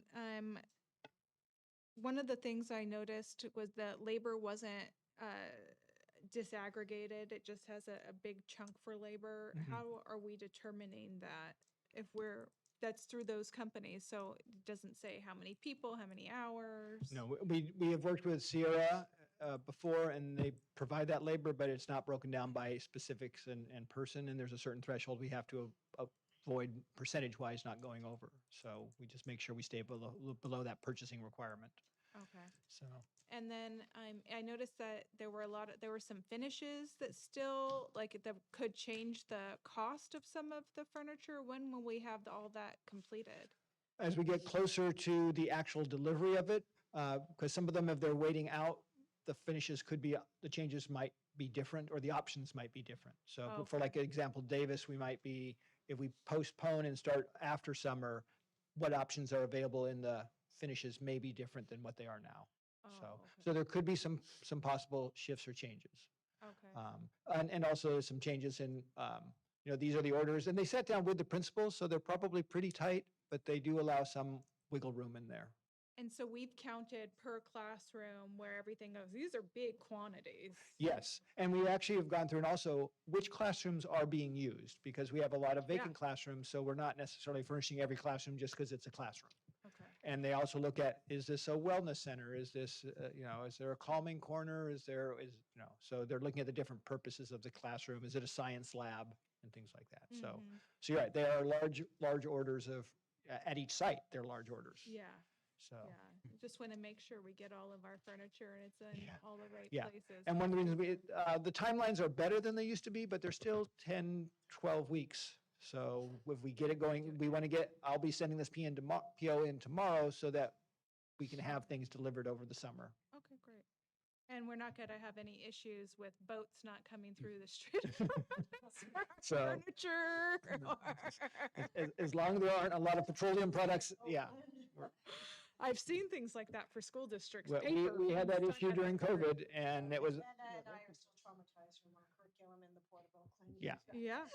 yeah. There were issues in Los Angeles at the port as well during that. So yes, Okay. there you do get those unforeseen things. I think most of the petroleum products for this furniture has already been provided. Okay. Well, I know that they're also shipping out other things from So. the Middle East, that are stuck. And then- Okay. Oh, and then we are still removing what's there on site right now and having that recycled and, Yeah. or hopefully, I'm hoping that we can look at other schools to be able to, that aren't going to get modernized yet, because I've been to some of the sites that I think they're way down the list. And I will say it, Santa Teresa. And I see some of their classroom tables and chairs, and I'm hopeful that we can send some forward. That's why we're doing Frost Indigo and Sakamoto, because they are down the list. So we're getting this for them now. So we're trying to do a few of those schools each year that are further down the list. And that as we get more schools done, there's fewer who are waiting. Typically, when we pull furniture out, we try to send it to schools in need or find other purposes so it just doesn't go into landfill. Also, there are some that just migrates to other campuses because there's something that somebody wants. So. Do we have a warehouse that teachers can go to and pick out things that are available? We don't send all of it there because there's just too much. We don't have that much warehouse space. But we do have a warehouse with some previous existing furniture or current furniture to match, like replacing chairs and stuff as needed. Okay. Can you explain to me the labor part? So I'm confused. Why do we have labor on here? they actually assemble many of the pieces of furniture and they install it for us. They put it into the rooms and place it. So they're, for example, when they put together, if it's an office space, like we've had work done here in the office, they put the cubicles together. They might assemble the furniture if it's a particle board, wood furniture, teacher desk. Some things might come complete, but then they're doing the labor of taking it, offloading it, and setting it up. So this is not complete furniture like we're getting from, for Sierra, it's not complete, but for the rest, like Baldwin, it's pre-assembled? Because Baldwin doesn't, the Baldwin's preschool doesn't have any labor costs associated So, with it. yeah. But it has cabinetry. So, well, and for example, like when you buy Lakeshore kitchen sets and stuff, oftentimes those do come assembled. So it's based on what the product is we're buying. Okay, so we're buying a chair. Mm-hmm. Are we buying a chair that's not assembled? Well, that could depend on the chair. Most of the chairs are assembled. More likely the things that are needing assembly are desks and things like that. But there's also labor not just in assembling it, but in installing it and placing it and moving it.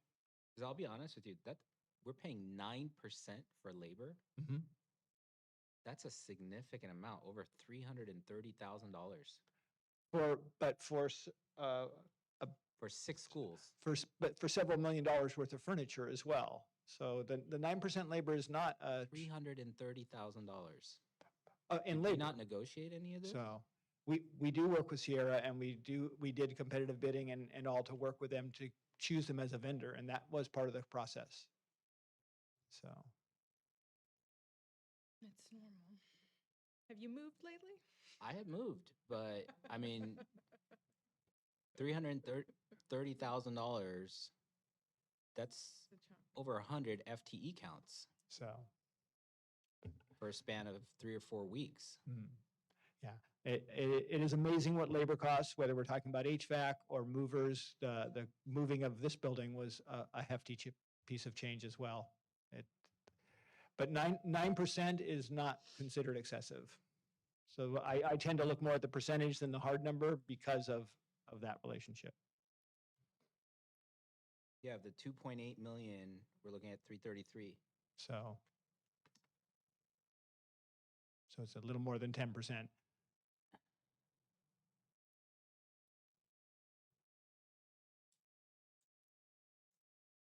Any other questions? Were there any other bids on this one? We Other than selected them? Sierra as our vendor. So they're the vendor we used after we did our pilot. That was the main vendor we used for our school supplies. So And were they under the lowest? well, they were the vendor that had the options we wanted and the best price point. So they looked at all of those things when they looked at the request for proposals for various furniture vendors.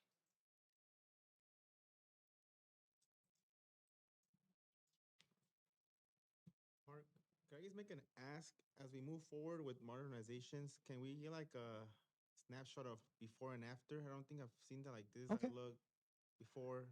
Yeah, and I know there's some pictures from Herman in there. He showed pictures of when they emptied the room and kind of in the process as well as the finish. So when I'll check with FMOT and see what they have. We have some drone shots too that were done and stuff too. So we'll try to put those in the presentation for next week. Thank you.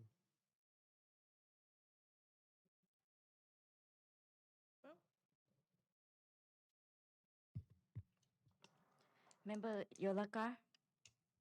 Aye. Member Martinez? Aye. Member Torres? Aye. Vice President Yu? President Hebert? Aye. Motion carries. Now move to 9.1, correspondence and board discussion. Do we have any report outs? I can go first. So things that I've done since the last meeting. I had the pleasure of reading at Christopher on March 23rd to help them celebrate their Love of Reading celebration. It was super fun to read in a first grade Tweeby class. So thank you to Christopher for inviting me to that. I also attended the Bernal ribbon cutting event that afternoon. On March 25th, I attended the parcel tax meeting virtually. April 2nd, I attended the Hayes, I did a site visit at Hayes with the executive team. Saw some really great things. Thanks to the staff for welcoming me. Last week, I had the opportunity to chat with OGA just to listen to their feedback, hear their questions around, school budget, things like that, and also to hear potential solutions that they wanted to share as well. So thank you to OGA for inviting me to chat with them. Some upcoming events that I will be attending. So I'll be attending the Christopher site visit next week. I will also be visiting Edenvale next Wednesday as well. They will be hosting a SEAL demo site visit, and I have an opportunity to attend that. And then I have some open house events on my calendar as well. So end of the school year is coming near. So looking forward to all those events. Very sad to miss out on the Baldwin Multicultural Celebration. But thank you for inviting me, Christy.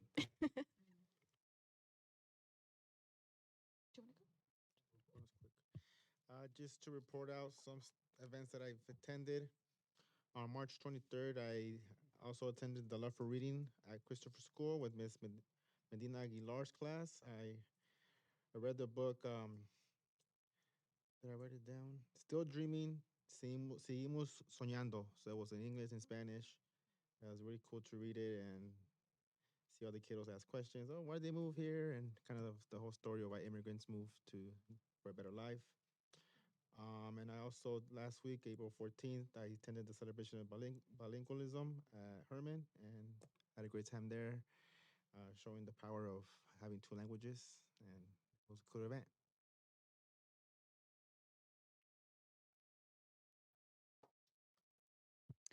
So I attended the Dreamkeepers Awards ceremony in March. That was following our board meeting. It was so inspiring. The music, the Black National Anthem, the keynote speaker was amazing, and every child and parent in attendance. It was a great event. I really enjoyed it. And so that was, I really enjoyed that one. I did attend the SPED task force meeting. I'd like to start out by saying all students are Gen Ed students first. I'm going to say it again. All students are Gen Ed students first. If we keep that in our vocabulary with understanding and consistency in speech, we may all move forward towards our educational services. We had a thoughts and wondering time, and again, there was only 7 of us in attendance. It was a very small group, but they talked a little bit about everyone needs a positive mindset. Oak Grove School District doesn't have a Gen Ed inclusion that looks like the articles that we were reading. How we may support students within the classrooms, areas to improve, and then to start with TK and K and do a push in RSP. So in reviewing the overview and purpose of the task force meeting, similar meetings are taking place throughout the month. The meetings have dwindled, or at least the task force meetings have dwindled to a small group, as the meetings overlap with other SPED meetings and trainings. There is a discussion to close the SPED task force, so I do plan to attend the district staff monthly SPED meetings instead. As far as the DEIB meeting, I did miss the meeting, but Debbie was amazing, Debbie Rivas and Shannon Bowie shared their slides and notes with me. It's important for me, whether I attend or not, to meet up with someone that has been there and or review the slides. We did have safety, connectedness, and belonging surveys with disaggregated data, and they reviewed the safety. Average was about 92%, and I'm sure we'll have more data coming up in our presentations, but this was something that as a group they all talked about, and what was falling short with Black students not feeling safe by about 19%. 97% feeling safe were the Hawaiian and Pacific Islanders. For the Black community in 2024, 88% felt safe. And in 2025, the number dropped to 81%. So the reviews for connectedness also were about 80% and people feeling connected. And I did get a feedback from Shannon Bowie in regards to what they did in their tabletop. And I felt that it was important to share because they observed a steady increase in the percentage of students reporting that they did feel safe, so that it's increasing. It has overall that they noted that about 5% in student reporting sensed of connectedness since the district began collecting the survey data. So I think that's important. And as a group, they did share their observation and raise questions about why certain student groups may have responded differently. So in the next meeting, what I know is that they're going to get together and they're actually going to at least meet with one other staff member and come back to the table with what their findings are. As far as I know, in regards to the DEIB meetings, one teacher from every school is in attendance, and they are supposed to outreach to that school site in regards to what is talked about and share slides with the staff there on site. Some feedback that I heard is that some of that is not happening, so I'd like to see more of that maybe possibly happening in the future, and I'll relay that information to the DEIB meeting staff that's there. Another thing that they discussed, obviously, were the Women's History Month, since we were in March at that time when we had the meeting. And they did talk a little bit about, you know, the history, underrepresentation, and where we went from there. And so I look forward to attending the April one, which is, I believe, happening in the next week and a half or so. I was also invited to 2 more Read Across America sites at the end of March following our board meeting. One was at Anderson with Mr. Toledo's amazing SDC K-First classroom. I enjoyed reading a book by our local author, Adam Ibarra, and the book was called Alex the Hippo. And thank you, Home and School Club President Rayanne, for welcoming me when I arrived at Anderson, and Principal Humphrey Butler for inviting me. The second school was at Hayes in Mr. Barry's Kinder First combo class. I enjoyed reading Mary Blair's Unique Flair. Again, it's a Disney favorite of mine, which shares the artist's life, her role of creating Disney's It's a Small World. So again, thank you, Principal Cochran, for your time in the classroom with me as I read and enjoyed meeting some wonderful students. I did attend the parcel tax meeting online and definitely had some technical issues with sound and tabletop discussions. The Google document was easy to navigate online. So that's one plus thing that I did see, was that it was easy to click, it was easy to open, it was easy to fill out based upon feedback. And then lastly, I attended the celebration of bilingualism hosted by Principal Rodriguez and the keynote speaker, Senora Silva. What a fun night to remember our superpowers as we speak another language. And again, congratulations to all that attended that. Thank you.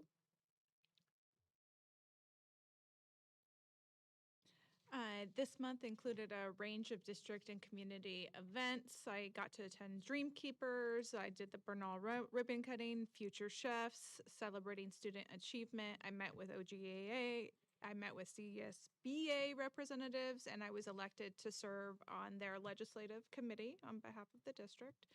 I engaged with some regional partners, including VTA, looking at expanding student access to public transit. We have 3 light rail stations within our district, and I don't believe that we're utilizing them enough for our field trips. They're free for any schools that want to utilize them for trips, and they will come and actually do presentations on how to use a bus, how to use the light rail, what it looks like for the kids anytime a teacher requests it for the district. And I think they're going to be doing some improvements actually to Cottle. They're trying to make it an enhanced financing district, so we're going to I think it would be really good for our kids to get used to being able to take the bus or take the light rail with their teacher or their parents. I met with Councilmember Campos and Supervisor Arenas to strengthen our alignments. I also joined the District 2 Neighborhood Leadership Committee to be a good coordinator between the school district and it's a representative committee of all of the neighborhood associations in District 2. We were invited to participate in Viva Calle, which is in September. Our district can have a booth out there. We actually shut down Monterey, and people can roll and walk up the street. There will be a lot of booths. So it'll be a great opportunity for the district to let them know about the new STEAM program or hiring with the district. And I've also been coordinating with the district attorney's office to have a town hall here at the district to discuss gun violence. Unfortunately, we've had some horrific tragedies within our district that have impacted our students. And we want to talk about See Something, Say Something. It's a new legislation within Santa Clara County, a program for gun violence restraining orders, that if you believe someone can do harm to themselves or to others, that the district attorney can go in there and actually take all of their weapons. And some mental health issues, some suicide prevention, because we know that the mental health crisis isn't going away. And so I look forward to continuing to build out that forum as we move forward. Now we move to adjournment. May I have a motion and a second to adjourn the meeting? Motion to adjourn the meeting. All in favor? Aye. Aye. The regular board meeting on April 16th, 2026 is adjourned at 9:26 p.m.